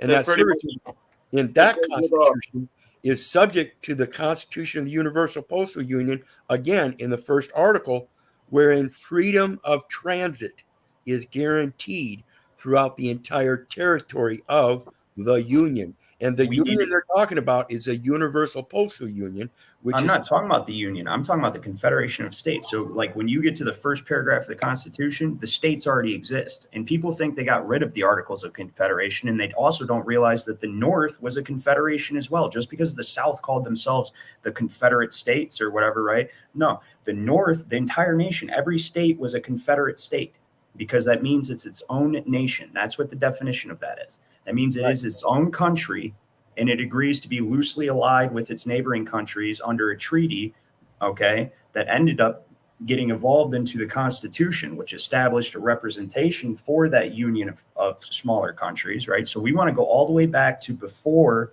the fucking 13th and 14th Amendment, the 12th Amendment even, right? We want to go all the way back to just the 10 amendments in our original system. That's it. That's all we want to do. And you know what?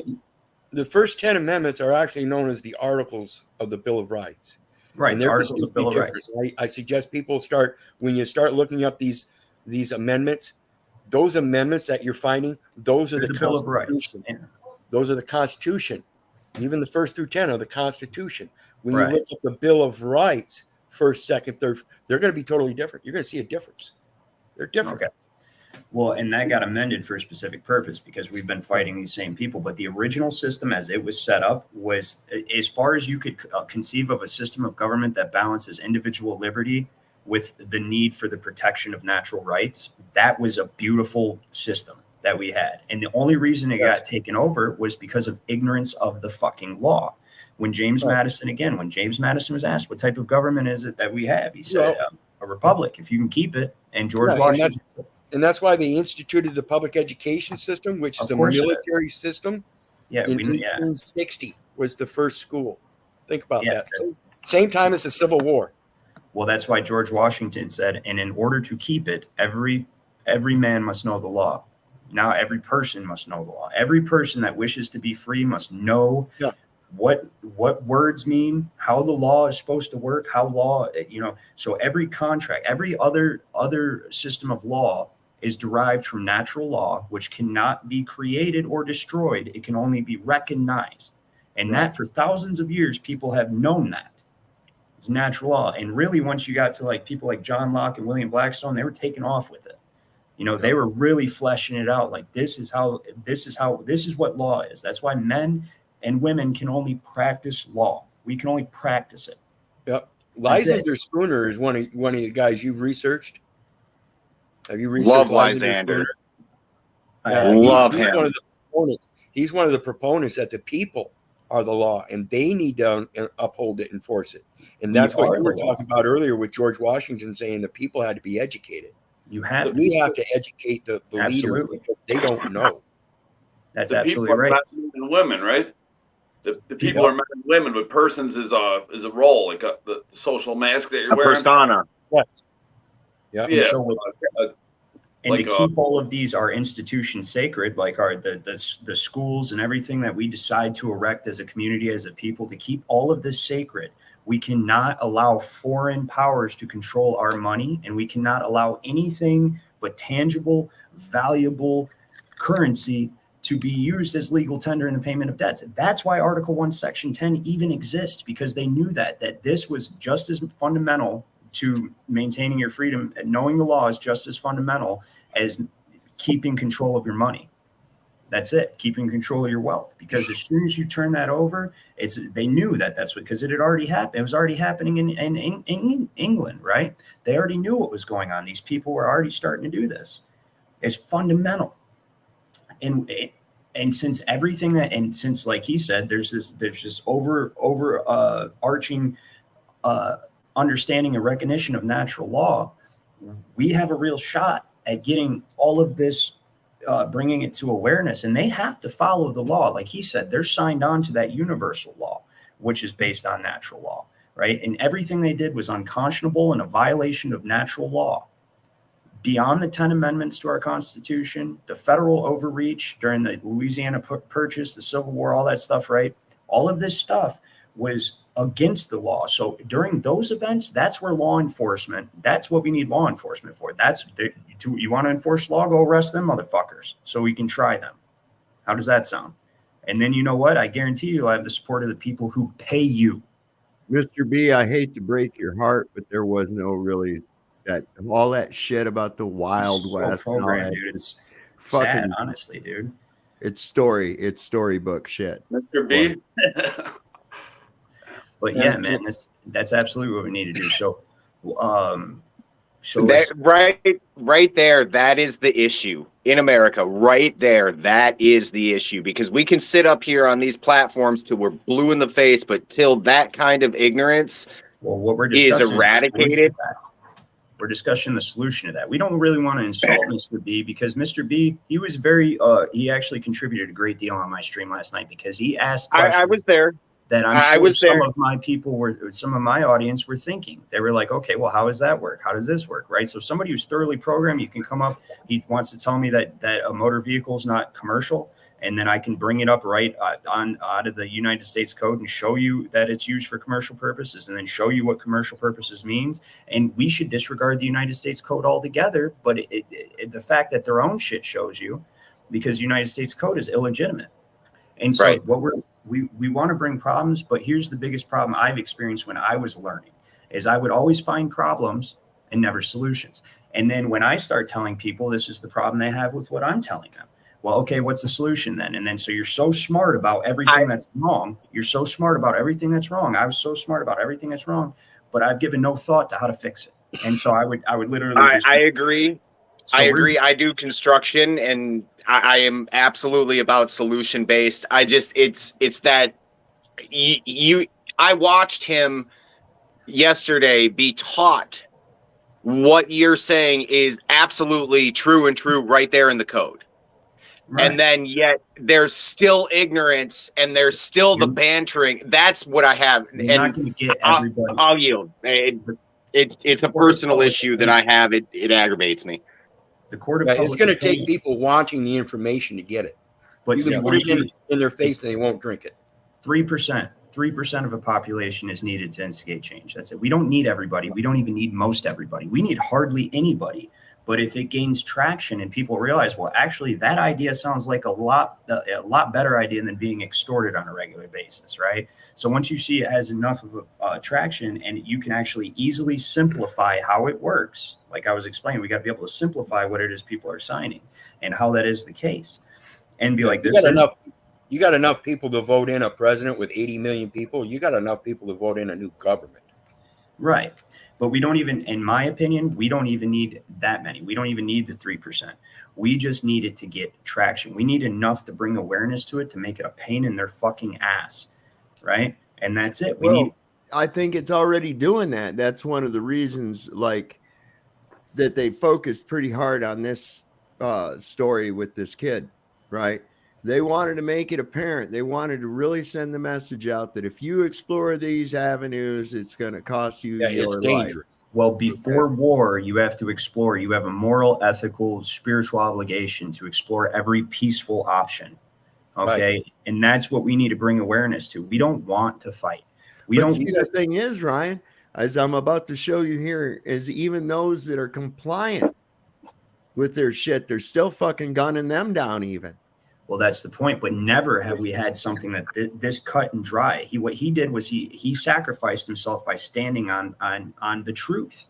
Yeah, and if we let this go without redress, right, then we are basically consenting to them shooting us for not allowing them to extort us. And that's the purpose of this, to let them know that there's enough of us out there, right, that to bring awareness to this. And that's what it's going to do. And we can start with the impeachment charges. And that's what I recommend, because that's going to reverse at least back to that point.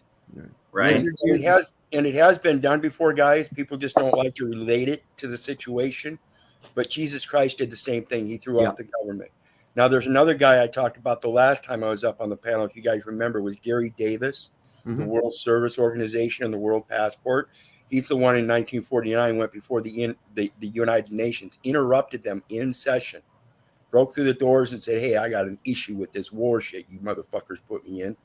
I'm a follower of Christ, and come to find out it's nothing but a commercial war. I want nothing to do with American citizenship anymore. I'm a sojourner of the world. That's how that got created. And he's not the only one throughout time that's done it. It's just that every time it's happened, they turn around and dismiss it. So there's precedent.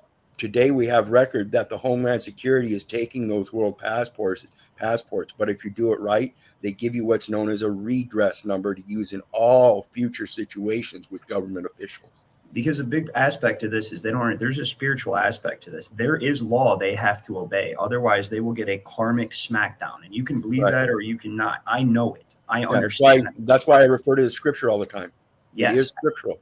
Absolutely. It's 100% scriptural. And that's the thing, is they do have to follow the law. They do have to. Why wouldn't they just take and keep the passport? And you'll see instances of this all the time where the court could very easily just do one thing. But when you take a specific course of action that is 100% right, there's nothing they can do. Right. And they know that. And so here, the most, in my opinion, we need to start with at least at this point, and we need to start bringing awareness to it. And, getting this petition together and educating people. In all those other instances you just spoke of, this technology and this reach for people like us did not exist. It didn't. We can reach people everywhere, all over the world right now. And every major government in the world is the same system. It's all one. We're already in a one world government. We've been in a one world government. Oh shit. Since the UN was formed. Every single one. We were the model for the standardized debt slavery that each other country took how we did it and implemented it. And that's what happened. That's why you'll hear people say that the Emancipation Proclamation was the standardization of slavery. It wasn't the abolishment of slavery. It didn't free black slaves. It enslaved every man on the planet.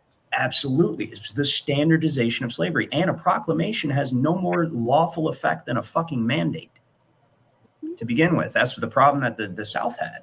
Right. So, yes, slavery is wrong. We all know that now. That's the silver lining of this situation. But let's go back now. OK, we're good. We get it. Now we see what happened. Right. We need to be educated. Now we learn from experience. We need to maintain our knowledge of the law, control our own money supply, and don't fucking enslave people, obviously. Right. I feel like that's the only way that they've karmically been able to get this far, was because we were given freedom. And what did we do with it? We fucked it off. And that's the important thing here, folks. Hosea 4, verse 6. My people are destroyed for lack of knowledge. Mm-hmm. And that's the I was true thinking benefit. that same thing. I was thinking. So when we think about feeding a man for a day by giving him a fish, but you feed him for a lifetime if you teach him to fish, the excess on that is your intent in teaching him to fish is not just to feed him for a lifetime, but so that he too can go forth and show others how to fish now. This man, Chase Allen, sacrificed his life for the truth. He's a martyr.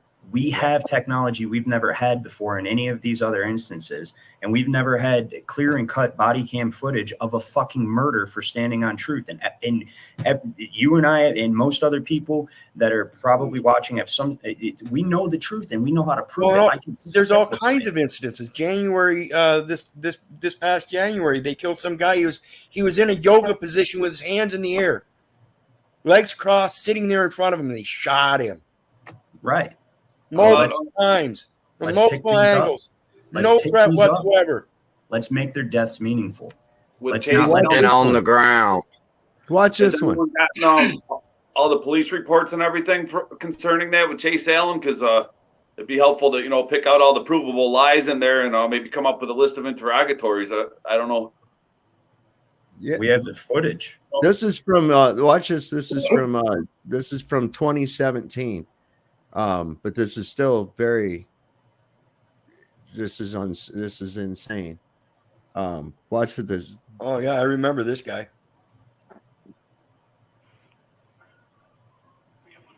Crying for his life, man, begging. Stop right there! Stop! Stop! Get on the ground, both of you! Lay down on the ground! Lay down on the ground! For a pesticide gun. Mm-hmm.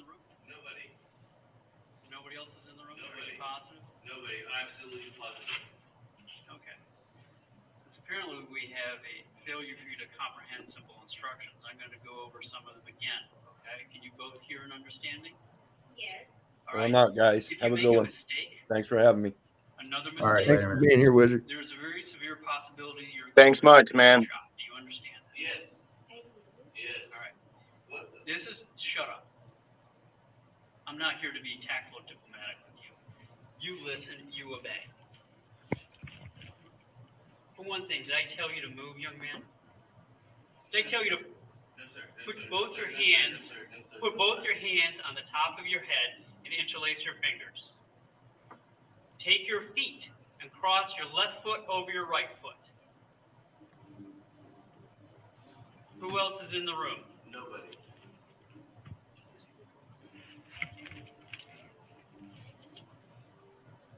Stand by with me. All right. Are you both drunk? No. All right. So you're not going to have any problems understanding anything that I tell you, right? Great. All right. No, you're not going to do anything but come towards us. Young man, you are not to move. You're to put your eyes down and look down at the carpet. You're to keep your fingers interlaced behind your head. You're to keep your feet crossed. If you move, we're going to consider that a threat, and we are going to deal with it, and you may not survive it. Do you understand me? Yes, sir. If you move, we're going to consider that a threat, and we're going to grease you. Lady, shut up and listen. Right? You are to keep your feet crossed. Take both of your hands, put them flat in front of you. You are to push yourself up to a kneeling position. Kneeling position. Now, put both your hands in the air. Okay, crawl towards us.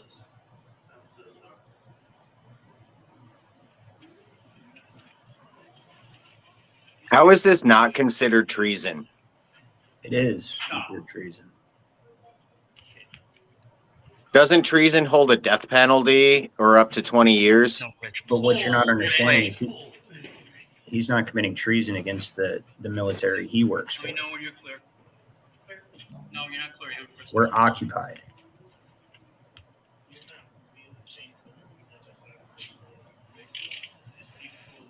Trying to figure out what kind of a rig he's got set up on there for optics. It's fucking crazy. Okay, I need one more cover up. Okay. This is the deal. We're going to do almost like... Looks like murder optics. Okay, young man, listen to my instructions and do not make a mistake. You are to keep your legs crossed. Do you understand me? You are to put both of your hands. Sounds very reminiscent of a thing I saw about Germany in the 30s. Listen how confusing these are. Keep your legs crossed. Sorry. I didn't say this in conversation. Put your hand here. Hands up in the air. You do that again, we're shooting you. Do you understand? Please do not shoot me. Then listen to my instructions. I'm trying to do it. Don't talk. Listen. Hands straight up in the air. Do not put your hands down for any reason. You think you're going to fall, Oh, you're going dude. to fall on your face. Your hands go back into the small of your back or down. We are going to shoot you. Do you understand me? I'm Crawl so filled towards with me. rage right now. Crawl towards me. Don't go. This fucker should be hung. Come on. Get up on him. You fucking coward hold on, Hannah. bitch One with motherfucker. me.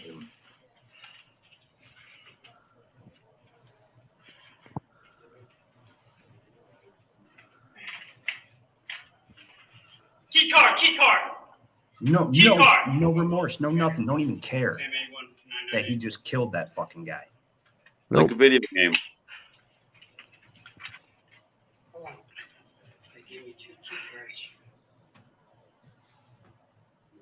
There again, that's just another instance, one of many that we see out there. I mean, really, was that guy, how was he a threat? I mean, at this point in time, they would have been able to ascertain that he was not armed. That was just a power trip fucking thing. He was right crawling there. on his hands and knees. Man. Peaceful options first. Those people should go in front of a jury of their peers for that incident. He did. I came across an interesting point I thought about for the right to travel because He was acquitted. He was acquitted on murder charges. By who? Where did that happen? The shooting happened in the La Quinta Inn in Arizona on January the 18th of 2016. Let's see, the guy, Philip Mitchell Brailsford, the officer who killed Shaver, was acquitted of murder charges on December 7th, 2017. Acquitted. Like I said, They should have brought his ass back to the back 40. He's still a cop. What should have happened is that should have been tried in common law. This is the whole point of this solution that we're trying to come up with, because we have to exhaust all peaceful avenues first. Should have been tried in common law for murder and received the punishment for murder under our common law, right? Or under the common law of the state of Arizona. What did you get back before all this commercial shit took over the state? What happened in Arizona for I murder? got some wood to donate for that purpose. Yeah, they I believe it was hanging. Exactly. I got some wood to donate to that purpose for lots. So, under the actual lawful jurisdiction of that state, as I had previously just said out of fury, but I want to clarify, he should be hung after being sentenced under the common law of Arizona by a jury of his peers who would review that footage and absolutely have no problem seeing how guilty he is. Right? What do you guys think of this idea on your automobile when you're exercising your right to travel, to get American flag stickers and put one on the front and on the back? Because if you notice on their uniforms, it's a backwards flag with the gold border around it, and then they have the blue line gang flag or the black and white one.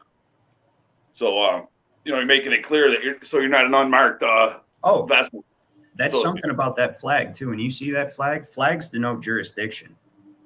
That's the purpose of flags. That has always historically, all throughout history, been the purpose of flags. That's why ships would fly flags. That's why military forts would have flags. Is to tell you what jurisdiction that parcel of land is You're under. stopping them in their presumptions that when you put an American flag on your car. I thought that was a good point. That's something I intend to do to improve. So I got it now. And yes, What about a state flag? Would a state flag have more precedence? I don't know. Yes, because we I were don't know. It's originally a something that needs to be confederation. explored So under more. the original common law, like I said, it would be Arizona's common law, because that's the most important thing to understand about what our country is supposed to be and how it was designed. We were a confederation of nation states, whether you were, and that's why the use of the term the Confederacy for the rebellion or insurrectionists, which were actually we're not even going to get into that because people who are ignorant could take that a million different ways, but we were, history is lost, you mean? Everybody was Confederate. Everybody. It wasn't just the South. Like, that was the pre-existing state of our republic, right? That was the pre-existing situation. It was a union of confederated nation states. And it's so important to understand that when they drafted the Constitution, they did not get rid of the Articles of Confederation. The Constitution merely built on the Articles of Confederation. The Articles of Confederation created every state that existed at that time, right? So the Articles of Confederation was built upon by the Constitution. And so right when you get into the beginning of the Constitution, they're already talking about states. Well, where's the missing gap in law? When we're talking about law, you've got to supply that missing gap of going from being a colony to a state, right? You can't just be like, oh, it's all states. You never defined state. You didn't delineate what the rights of states are, any of that. That's why the Constitution did not create the states. The Articles of Confederation did. They never got rid of it. It still stands. They just built upon it with the Constitution. Nobody even looks at the Articles of Confederation because they think it doesn't have any effect. It 100% does. The Articles of Confederation delineates what the states are allowed to do, which they have violated. One important thing to not overlook, talking about the state flags, I don't know if the government uses those flags, because there's a difference. For instance, if you're traveling into New York, when you come to the border, it says "Welcome to New York." It doesn't say the state of New York. Let me clarify. It's the state of. Let me clarify this, that Dreamy Lynn is saying here, cops, peers, or other cops. No, a cop is a corporate entity. Okay, that is an agency. Okay, so you're talking about the person who hid behind the agency to excuse the actions. Okay, and so the common law wouldn't concern themselves with the cop aspect of it. They would concern themselves with the actions they were taken while in the office of being a cop by that person. So the very first thing, which his office is not even lawful, it's de facto, so it doesn't even matter. Impeachment processes wouldn't even take place. But if he was a cop and he was hiding behind the banner of being in office, right, or if he was like a sheriff or a law enforcement, actual constitutional law enforcement officer, and he was hiding behind the office of the law enforcement, right? Well, the first thing that would happen is impeachment. Okay. And that's only if he was like a sheriff or the actual elected public official. If he wasn't, he would be removed from, his deputization would be removed, and he would be charged as an individual person. And so his peers then would be other free people. As soon as he crosses that line, he's no longer a policeman. He's in his individual capacity. Exactly. As soon as he crossed that line and murdered that man, he was no longer acting in an official capacity. So he can't hide behind what he was there for in the first place. Removed him from his official capacity. A pellet gun. The right to bear arms shall not be infringed. Okay. And what we have as free people are not firearms. That's a commercial term for corporate debt slaves. We have constitutionally protected arms, and it shall not be infringed. I had this conversation with 4 sheriffs on the side of the road as they pulled me out of the conveyance that I was in. I did not have any kind of firearm or gun or anything like that whatsoever. In fact, I actually have a crossbow. And after all, right. And that's what I got to the point of. I said, I have every right to have this, and you have no jurisdiction whatsoever. And we went around and around, and it was kind of a little bit of a stressful situation. But at the end, they didn't ID me or anything. I told them to go fuck themselves because I didn't break a fucking law. Absolutely. Here, and it's important to know that distinction. So firearm would be a commercial subclassification if they wanted to try to make that argument. But no, there is nothing in the Constitution. The Constitution is the only law. And that's the important thing to understand here, right?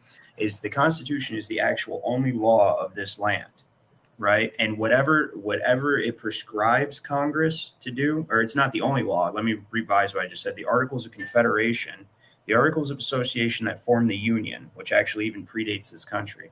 Then the Articles of Confederation created the states out of the colonies, right? And so the Articles of Association, Union, and colonies, Articles of Confederation turned the colonies into states, and then the Constitution created the federal aspect of the representation of each one of those states, created you know what I mean, the final piece of the puzzle. And nowhere in any of those documents does it say firearm. And that those are the only laws. And anything not contained in those, and we're talking about the lawful ones before the fruit of the poison tree. So anything not contained in the Bill of Rights or the Constitution or the Articles of Confederation or even the Articles of Association. The law is expressed, not implied. It does not apply. They cannot do it. Right. People think that the Constitution is there to protect our rights. No, it's to actually give the government the ability to do anything because we have all the power in this country. It's their instructions, not our rights. Right. It's their instructions, not our rights. You can't give us something that you didn't have to give us in the first place. Did you give me life? Did you give me breath? Right. No, you did not. They're deputies. Let's not forget. You know, people call them sheriffs all the time. It gives them like a level of, you know, that they don't have. You know, they're deputies. I don't give them any. There is no quarter that I give. I hate the word deputy does not come out of my mouth when concerning with them. Yeah, well, you know, they like to be called the sheriff, you know, and it says, you know, their shirts say sheriff, their bulletproof vests and all that shit. But you mean my bulletproof vest? You mean my shirts? Yeah, well, I don't want to partake in the benefits and privileges. The primary problem is the 14th Amendment, the 13th, 14th Amendment. I would even say that anything outside of the Bill of Rights is a problem, but really the major problem is the 13th and 14th Amendment, and the 14th Amendment primarily, because what that did was that expanded, it made everybody a debt slave under the United States. And, you know, so it's interesting if you look at the fourth provision of the 14th Amendment, right? I don't know if you have the 14th Amendment brought up on your screen, but here's the thing. So you read that title that my dad put up earlier, Sovereign put up earlier, right? And it said that you read that title and it said that equal protection law or usurpation tool, right? That was the thing that was brought to Congress by our congressman, right? And you know, they have good cause to ask that, because the usurpation is done through our financial system, right? By basically bankrupting the nation, giving it a power to third-party international money lenders who have no allegiance to any one of us, and then allowing them to fluctuate, like everything that he outlines in those impeachment charges, right? Fluctuate interest rate, restrict or overflow the market with certificates, whatever. All these things they did they did that because they knew that this would bankrupt us. And once they bankrupted us, then they placed us under trust indenture to generate securities, so that all we do is trade debt now. And I want to show you guys if Sovereign, I'll share the screen real quick, just real quick. I want to show you why the question of whether or not it was a usurpation tool. And I'm going to just share the one tab so we can really get into this right there. Boom, share. Look at this, right? So equal protection or usurpation tool, right? So the very first, let me know when it's, there we go. Okay, so it's on there. All right, so whoops, right here. No, right here. So the very first thing, all persons born or naturalized in the United States and subject to, so when they're using the United States here, they're talking about the Confederation of the several nation states. So all persons born or naturalized in the United States and subject to the jurisdiction thereof are citizens of the United. Now they're referring to two separate entities, the United States. They're talking about that martial law union, that that emergency war power entity that had taken over, right? And of the state in which they reside, right? So it says that, and of the state in which they. So in this amendment, if this was already the case, if you were already a citizen of both your state and the United States, so they're using wordplay here. This is why it's important people know the law, not just law words, but the actual what the jurisdictions are and how it works between the federal, state, between the federal government, the state governments, and the state governments and the people. The people are supposed to have all the power. So they're using wordplay. And if people were already a United States citizen and a citizen of the state in which they reside, this very first sentence they were sure to make sure was the very first thing would be redundant as fuck. Because people already know that. It's like, well, duh. People would read this and be like, duh, right? Why do you need to legislate that? Because this was not legislated prior to that. This was not put into any kind of law or code or anything. This was not made a thing. And prior to this document, that's why they had to write it out. Every word that's put into any law, and especially when it comes to the founding document of the nation itself, is carefully chosen because it's enforceable on all levels, including spiritual, right? But we don't get into that because I know there's some skeptics. But just trust me, it's very wisely and specifically chosen, especially when it's the founding document. So if this was already the case, then why would they have to state it as the first sentence?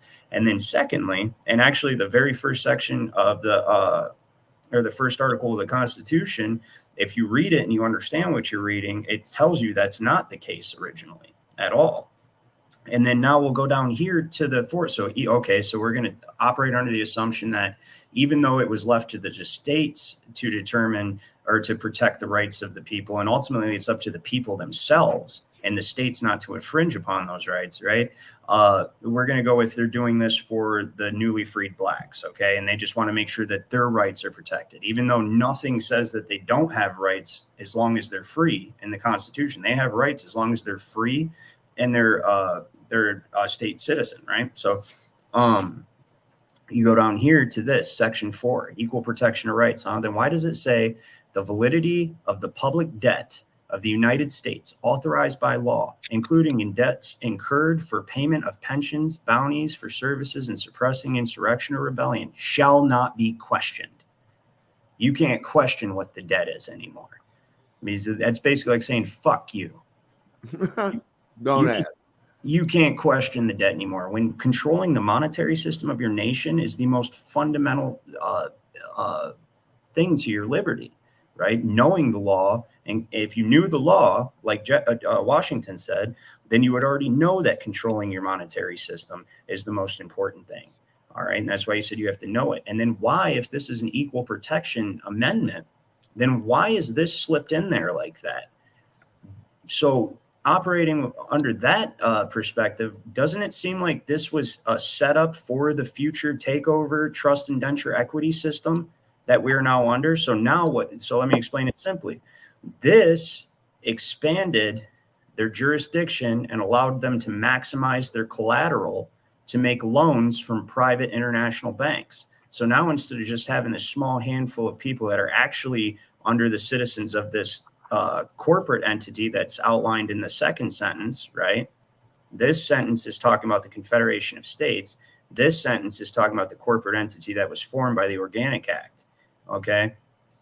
And then, and yes, they were intentionally given the same name, right? And they're just used in different contexts. And then down here, you have, so now you're a citizen of this corporate entity, and now it allows them to maximize their collateral that they have and centralizes the borrowing power, because now they don't have to okay it through each individual state and the people of those states. Now you've centralized it. How do they not have to ask the people? The word citizen's been perverted, the definition of it. Yes, it has. It's the pretty much validity means subject now, you know, and it used to mean one of the people. To my knowledge, well, citizenship. To my knowledge, a U.S. citizen.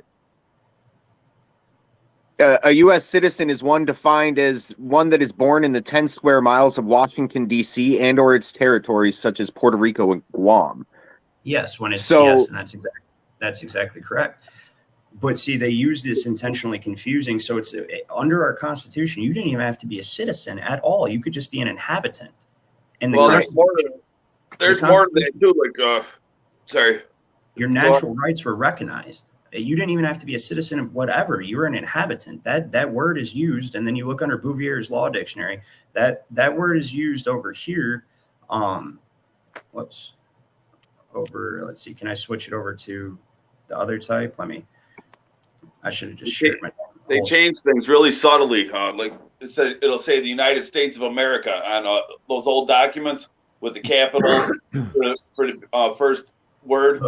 Grammar is important. Yeah. And, nobody notices that stuff. Like the United used to be the United States Post Office. Now it's the Postal Service. Look, it still exists. Article 1, section 2, right here, right? Inhabitant. It says it uses the term inhabitant of that state, right? Which is saying the elected official, right, will have to have been a citizen of the United States for 7 years, and will not be an inhabitant. Doesn't say citizen of that state. Doesn't say anything. It says will not be an inhabitant. Right. And when you look up inhabitant, Bouvier's Law Dictionary, inhabitant includes a citizen, but it also includes people who are not a citizen. And your natural rights are still recognized. It doesn't matter. That's why I use. And the reason I use general delivery for you're that not gonna purpose.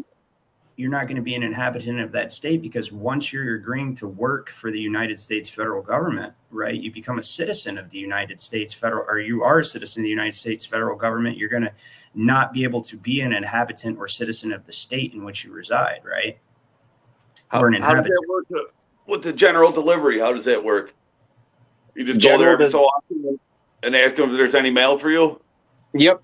And there is no zip code. It's general delivery. The post office that you're going to. So like if you lived in, Kansas, or if you lived on Kansas or whatever, and let's say your post office, the closest one was say Kentucky and Paducah. You would just go for general delivery, Paducah post office, and then in care of your name, pretty much. It's well worth looking up, general delivery. So just to summarize this right here centralized the borrowing power by telling everybody in the country they couldn't question the debt, centralized the borrowing power to Congress, which was much smaller than the people of all of the Confederate states, which includes the northern states were Confederate, right? So you centralize the borrowing power and you maximize the collateral by saying everyone is now a citizen of the United States. Doesn't matter, right? So if you're born naturalized in any of the United States, just being born in any of the United States is going to make you a citizen. This amendment is illegitimate, 100%. And when you start looking at the history about the Moorish nationals, that's been hidden from us, you'll start to understand the light in which these documents were drafted and why they use the specific language that they do, right? There's already an entire nation here. Like I'm sure you guys have seen on this channel already. There's already an entire nation here. What happened, right? This is what we need to be figuring out. But what we know is that this is illegitimate and it maximizes the borrowing power. And you fall, and by becoming a citizen of this corporate United States, this government services corporation, which is what this United States represents right here, you fall into a contractual black hole, okay, of the arbitrary legislation of Congress. They can now legislate. The only absolute right you now have is to residence within the territorial United States. That's a scary word. Residence? Well, that's what you are now because you're a United States. Being identified. Well, you're a United. No titles, right? You're a citizen of the United States now, right? So any state that you live in, okay, you're now going to reside. That's why they use this language. Now you're going to reside instead of inhabit. You're going to reside. Resident is a foreigner. Resident is not. It's not a permanent thing. Yeah, that's what I was learning. And that's why I bring up the whole general delivery thing, because I'm not a resident of the city. When you look look at a doctor when a doctor graduates from medical school, they go to a hospital and as a resident, and they're like the low man on the totem pole. They do all the shit It's jobs. a temporary situation. Yeah, they're not. They have no status. You know that they're low on a totem pole. Is the best way I can think to say it. It's not what you want to be a resident. It's temporary in nature. And no, I read this dictionary for fun. And the more I read this, the more I realize Bouvier was even implicit on subtly changing certain things, right? Because you find in even older dictionaries, oh yeah, he's 100% complicit with it, right? But we're going to look at inhabitant real quick, right? And this is an interesting, because it mentions something about residency. And what it mentions about residency should raise some questions for people because, let's see, in chief, blah, blah, blah. Did I pass it? I think so. And no, it's down here. Resident is from the Latin residenti or something like that, and it means thing identified. Yeah, that was my understanding too that I found. Yep, absolutely. So, and that there again goes from the citizen is the identification. You know what I mean? As within that, yeah, exactly, identified.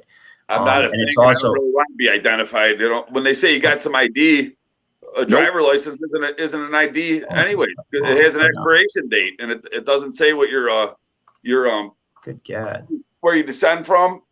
It gives you a persona. Yeah. But a persona is able to be changed at a moment's whim. If they're looking at me, I am identified. You know, I'm a inhabitant. Here we go. One who has a domicile in a place is an inhabitant of that place. And it's also one who has an actual fixed residence, right? So this is a specific, this is what they had now as United States citizens residing in a state. We have fixed residence in our state, but we're not citizens of our state anymore. We just have fixed residence in our state, right? And where does it say that about the residency? If they really wanted to identify you, they would have a mobile fingerprint scanner. There it is, right here. Piracy vessels. Look at this. This should bring up some questions, right? A mere intention to remove to a place will not make a man an inhabitant of such place. Okay, although as a sign of such intention, he may have sent his wife and children to reside there. Okay, and it says, nor will his intention to quit his residence, unless consummated, deprive him of his right as an inhabitant. So you can still inhabit a state without being a resident. Well, how is that possible? That's If what If you're there, I've been dealing with my city for quite a while, and these are all the same things that I was looking up specifically for that purpose, because they kept on attempting to tell me that I had to adhere to some fictitious code that I never agreed to. So take the United States Constitution up there. I have.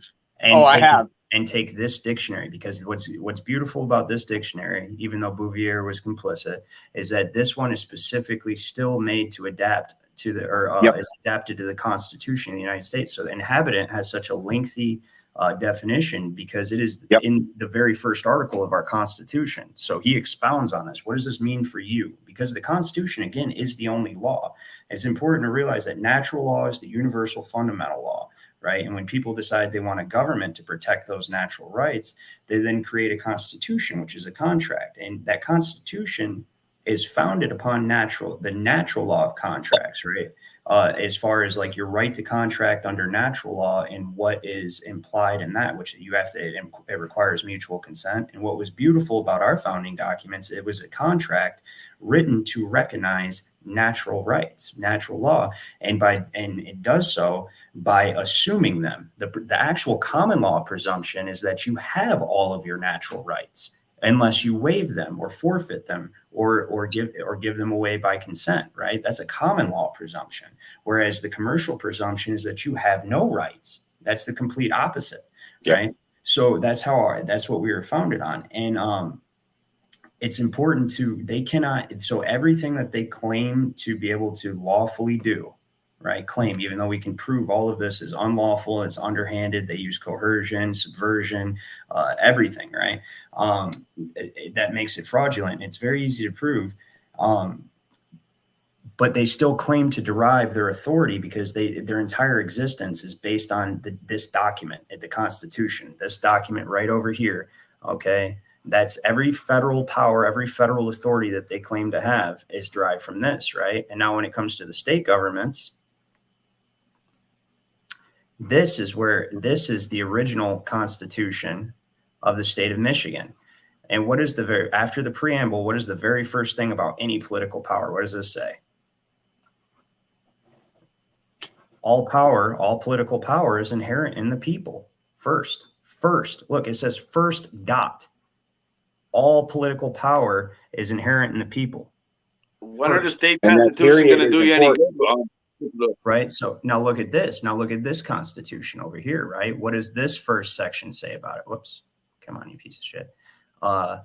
It says right here, all legislative powers herein granted. So there is no legislative powers for a federal government except for what is herein granted shall be vested in a Congress. Okay. But where does that original power stem from? It stems from And this. shall too. Careful that word shall. All political power is inherent in the people. So this is what created the state to even enter into a confederation, right? This is where the power derives. This is the very basis, and they cannot refute this. Now, many county clerks and law enforcement and all these people are ignorant of this, but this is how you bring this right to their attention. So you bring this here. Shall doesn't mean must. And then you bring this here, right? Well, It's different. Shall be vested in Congress of the United States, which shall consist of a Senate and House of Representatives, right? It does actually mean that that's the point of the Constitution, is they don't have any powers outside of, if they had powers outside of what was in this, they wouldn't have instigated an entire war just to be able to pass this. This was the primary goal of the Civil War. This is what they wanted. This is what they wanted to happen. This federalized, this made the United States corporate instead of Confederate. That's what this did. Okay. There's no question about that. I think I even have over here in this. Lincoln said that in one of his speeches. He said, "I care not for the individual. I care for what is the union." No, look, just to keep this train of thought, what is the highest court? But whatever an alliance, or wherever an alliance is not corporate but Confederate, the sovereignty resides in each state. That's what was important. Okay, so the states that were entering into this agreement that I have under this entirely different tab group right here, under here, the states that were entering into this, right, were 100% Confederate, because that's what this whole case decision is based on. Right. And that's what they recognize. This is Supreme Court of the United States, not the United States Supreme Court, Supreme Court of the United States, which, yes, there's a difference. Right. And it says that no state, he says, now the state retained all powers which she did not expressly surrender to the Union. Well, where was that expressly surrendered to the Union? Well, that was done over here in the other tab in the Constitution. And included the Bill of Rights, right? So that is all that was given to the federal government. The Bill of Rights was added to make sure the government knew for sure what the fuck they weren't supposed to be able to fuck with. And now it says something else that's interesting, which explains the money. Now it says a state cannot cease to be sovereign, but without its own act. Okay, so now we're going to think about that. Can the state decide to do that just themselves as a governing body? No, of course they cannot, because according to this, my state constitution, it says first, all political power is inherent in the people. Okay, so first of all, any power that the state even thinks it has, or decision-making the state even thinks it has, is inherent in the people. So that's what individual constitutional republic founded on individual liberty means. It means, first of all, they cannot force you to do anything that violates your natural rights. Second of all, anything that is done is up to the consent of the people. And the thing in question cannot involve anything having to do with your individual natural rights. It can't. The thing in question that we're going to decide upon politically as a group, that's why it's this is the only democratic process. We're going to decide on things that have nothing to do with our natural rights. Just the way that this government is going to function, that's inherent in the people. We're going to decide how this government's going to function. And the one thing we all for sure know is not going to happen is no decision that's going to come before the government is going to involve our natural rights. And that's the point of that, right? And so Penhallow versus Stone's administrator says one more valuable thing, which reiterates Article 1, Section 9, right? It says that A state cannot cease to be sovereign without its own act, nor can sovereignty be asserted but upon a clear title. And this goes back to the ship captain and the guy getting the voyage, man. When he's in debt to that ship captain, he's entered into an agreement to receive the loan of a voyage. That voyage represents the valuable that voyage represents the financial value of the mortgage, of the trust indenture, right? And once he agrees to take on that debt from the ship captain, he can no longer claim his whatever his status is at the time, right? So if we were to say it was in the United States after the United States was formed as a constitutional republic, he would return back to sovereignty. He would return back to sovereignty. Okay, because now he has a clear title. He paid that debt. So what happens when you end up in a perpetual debt system where literally the money that you use to operate it as a country is only generated because of debt, right? In fact, it's secured by you, and all it represents is debt. Well, who owns that debt? Because we can't have a clear title till that's taken care of, right? Well, the whole issue is because of the 14th Amendment, right? Because of this 14th Amendment, we weren't allowed to even fucking decide anything. The validity of the public debt, right? Shall not be questioned, right? It shall not be questioned. Wouldn't that prove the illegitimacy of the whole thing? I mean, there in and of itself. I mean, yes, that thread that I just wove is exactly yes. That's right. Because there's no getting disregarded. What are we gonna do? Like tomorrow concerning these violent policy enforcers. When we're out there exercising our right to travel. Chase Allen. These shows coupled with a petition. These shows coupled with the petition. I mean, should we really be giving up a passport? That's why are you identifying? You're not traveling to another country. Why are we showing these these municipal thugs a passport?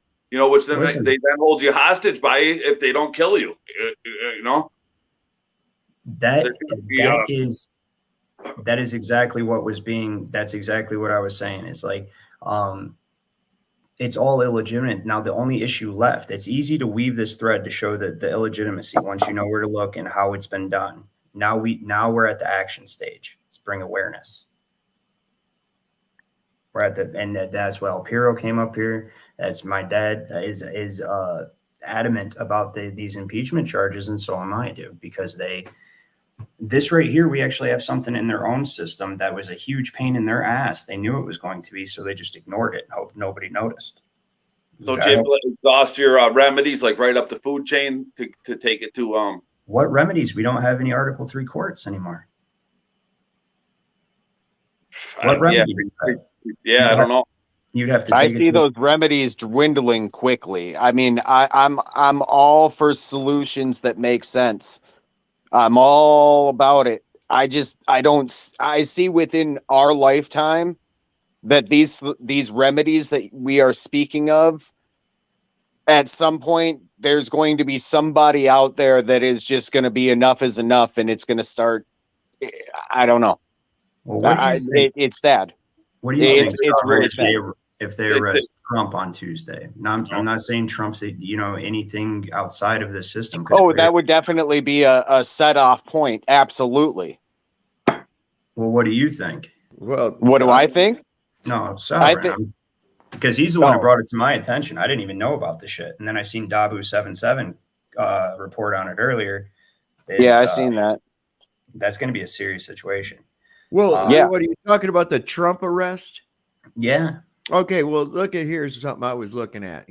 When have you ever heard where the Department of Justice or any other agency like that says, we're going to come arrest you on Tuesday at around 2:00. Does that fit in your schedule?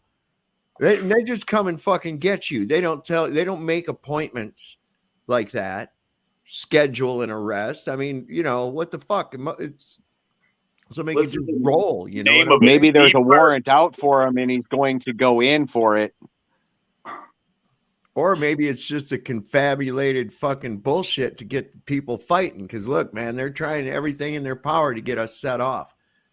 You know, Well, he is the tip of the spear and all. It's full spectrum attack, man. They're hitting us with the food. They're hitting us in the water. They're hitting us in the air. They're hitting us with the fucking everything all at once. Could these series, these strings of unlawful murders, right, of innocent people, be something being done to antagonize people like us, possibly?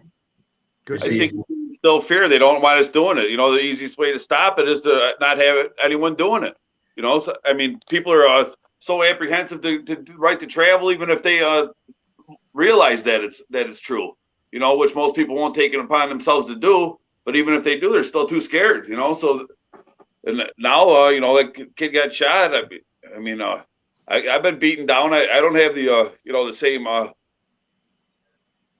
you know. Well, who was the guy here just within the last couple of years in New York? Eric Gardner.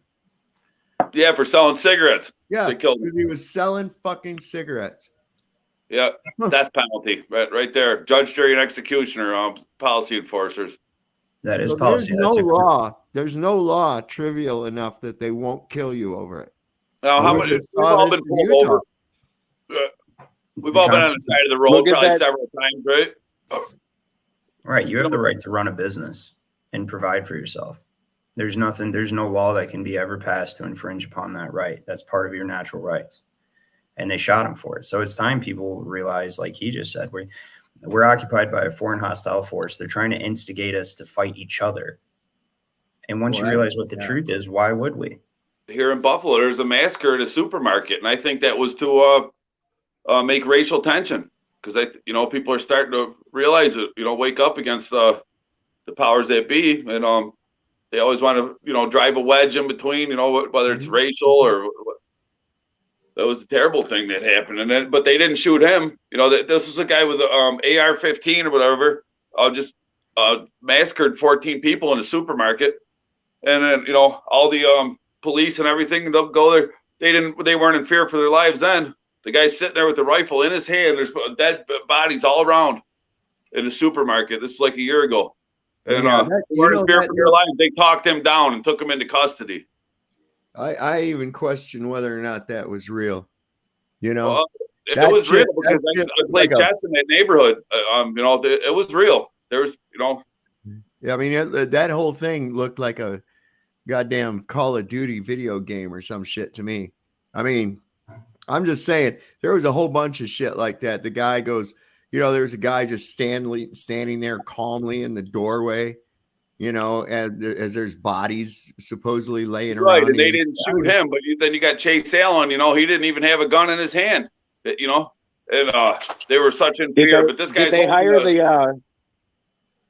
they hire the police officers from Chase Allen's situation to do the business over at the other situation? I mean, it's the same kind of you get like the same kind of cold-heartedness from law enforcement. Well, it's because does that make sense? You got to look. They're using this element of war with them too to convince them that they're at war with the people. They dress them up for war. They give them weaponry of war. They hit them with all this rhetoric that everybody's out there to try to fucking kill you. And also with this blue line gang shit that they do, they're a different class. You see, it's sort of like the difference between a GI and a gook. You see, we didn't call them North Vietnamese soldiers. We called them gooks or zipper heads. Or if we were in World War II, we called them nips. And you got to separate it. Yeah, they dehumanize them before they massacre them. Absolutely, absolutely. So cartoons and everything. If they're already in a mindset of they're human and you're not, even if it's just subconscious, they're gonna react. They're gonna treat you that way. The more we rub their asses with this "I back the blue" bullshit, you see, that's just propaganda to get you to support the bullshit that they're doing. Under the guise of compliance is a virtue. Compliance is a down- virtue for the weak. Right. Well, these are the same Non-compliance type of virtue. people you see, like when you were in school, the people that wanted to be hall monitors and shit, because they narc you out to the administration and they get a pat on the back. They're granted privileges. You see, This is a serious problem, though, with the sovereign citizen. You know, anybody that thinks for themselves and takes it upon themselves to read a couple books, you know, gets labeled as a domestic terrorist, and you pretty much got a mark on your head. You know, Don't use that term, sovereign citizen. That is not. I don't. But you know, I was looking at the, you know, you do a YouTube search buzzword. and you see that. With Chase Allen, you know, of Chase Allen, the videos, and that comes up and comes up, you know, and then they say the American state nationals too, and they're using that in a derogatory sense about Chase's mother. I'm about to get off here shortly because I was up to like 4 o'clock in the morning and I got barely any sleep. But the last thing I want to say, and this is addressed to law enforcement, okay, is that and to people, is that it's obedience to authority. It's that principle of where people ignore their conscience because somebody in charge tells them that they're doing the right thing. They grow up in a culture where they believe following every arbitrary statute and code equates to following the law, when in many instances, statutes and codes are in direct contradiction to what the law actually is, because they do not know and have never been told. And before they were given a badge and a gun, they were given very little knowledge of what the law actually is. Very little. They were given a very little bit of knowledge about one aspect of the entirety of law and commercial code. That's what they're trained in, is commercial code. They're not trained in law. So they take this oath to uphold, defend, and protect the Constitution of the United States, right? And then they turn around and don't read it and don't understand it and don't even know what jurisdiction it was drafted in, right? And they don't even understand the difference between jurisdiction and venue. All of these, so it's FBI jurisdiction, it's DEA jurisdiction, state jurisdiction, it's county jurisdiction, it's municipal jurisdiction. Those are all venues of commercial law at this point.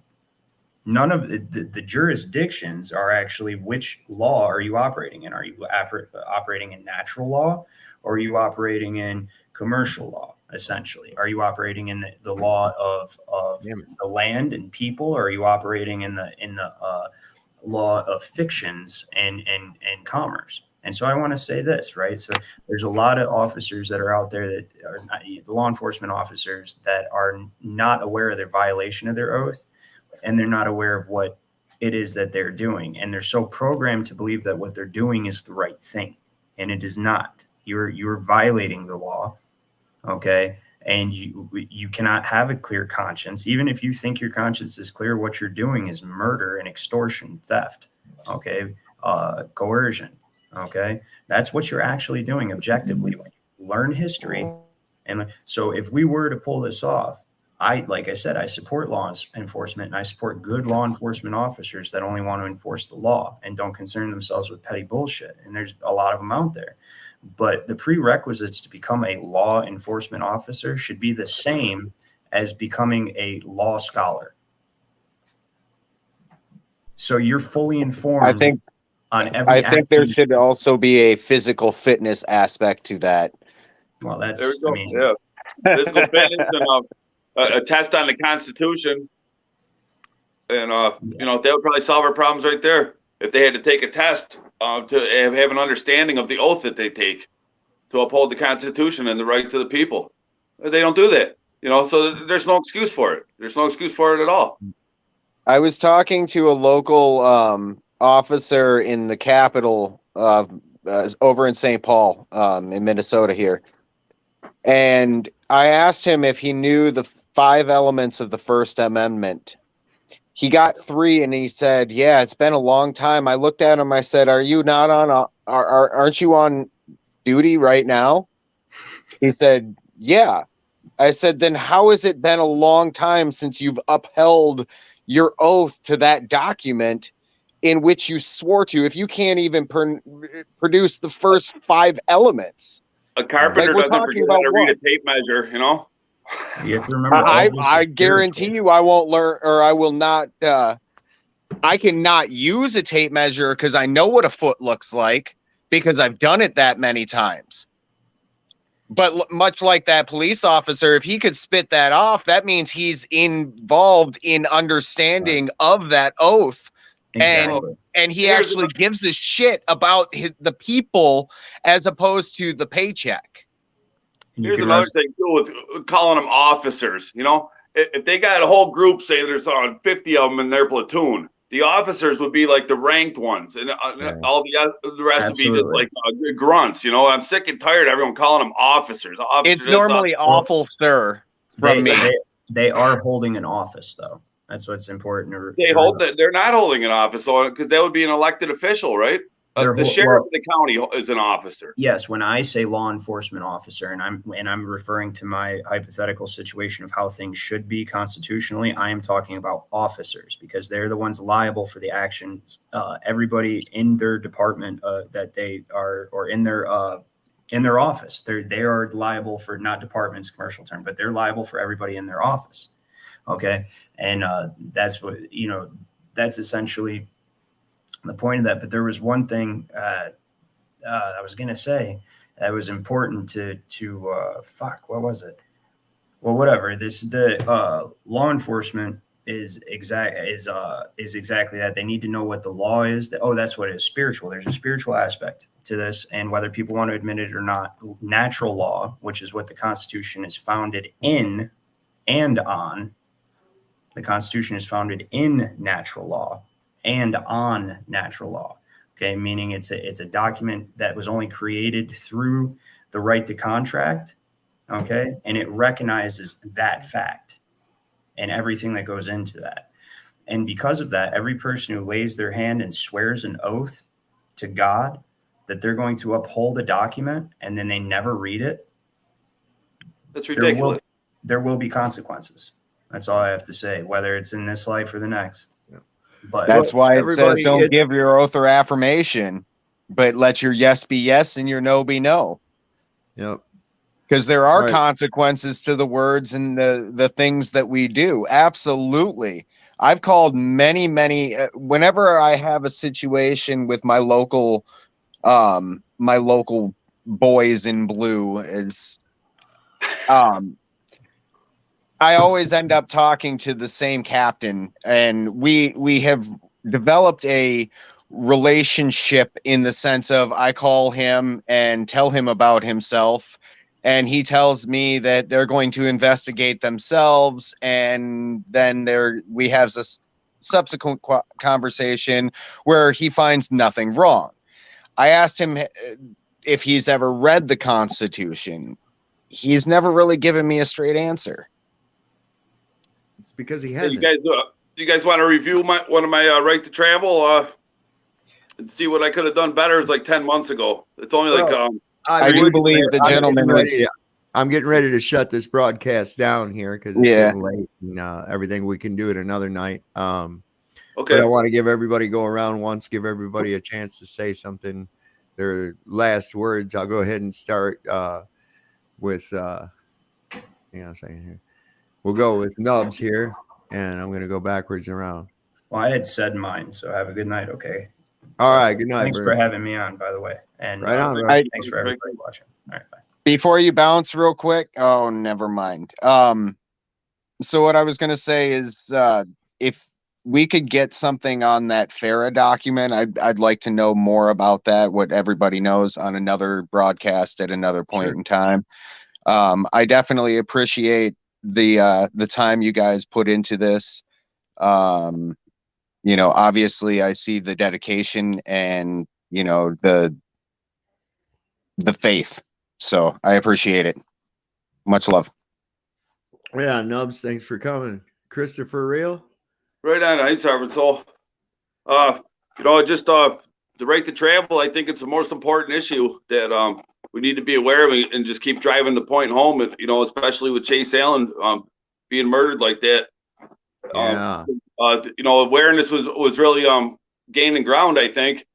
I mean, for me, that's just evidenced by what I see online, to try to gauge the progression, of things, because I'm the only one that in my area doing it that I know of.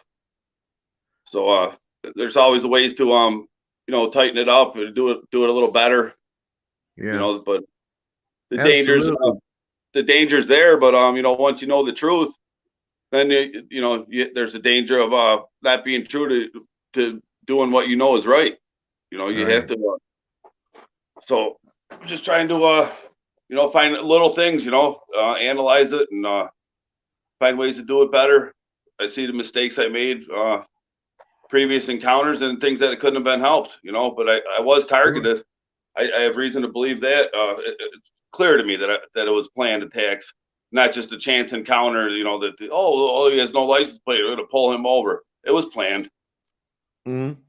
So, well, just like with this kid here, and the thing is they've got these people believing, oh, these people are a threat.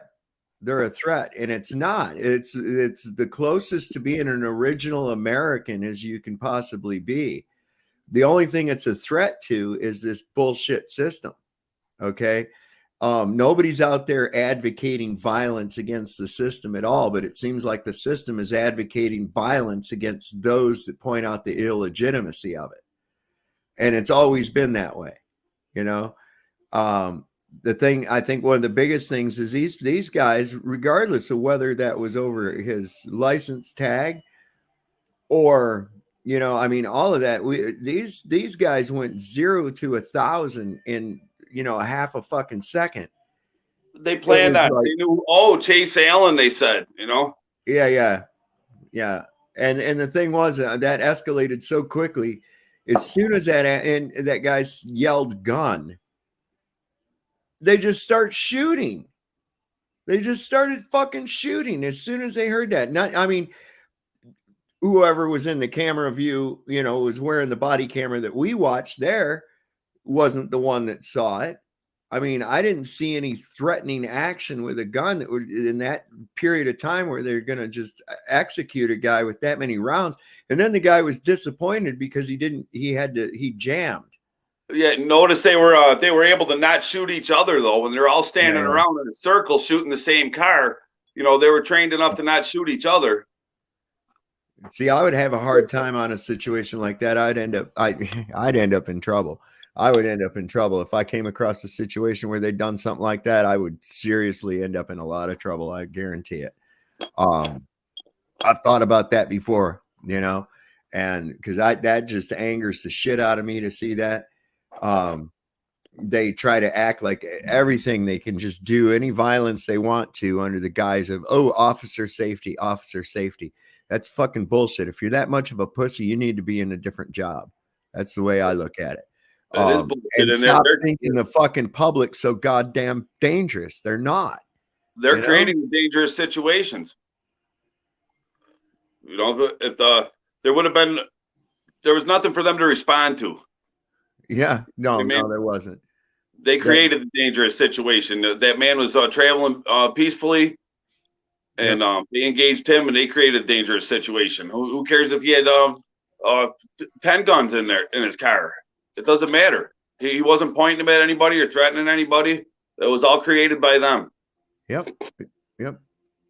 Well, let's see. Country City Slicker, any last words for the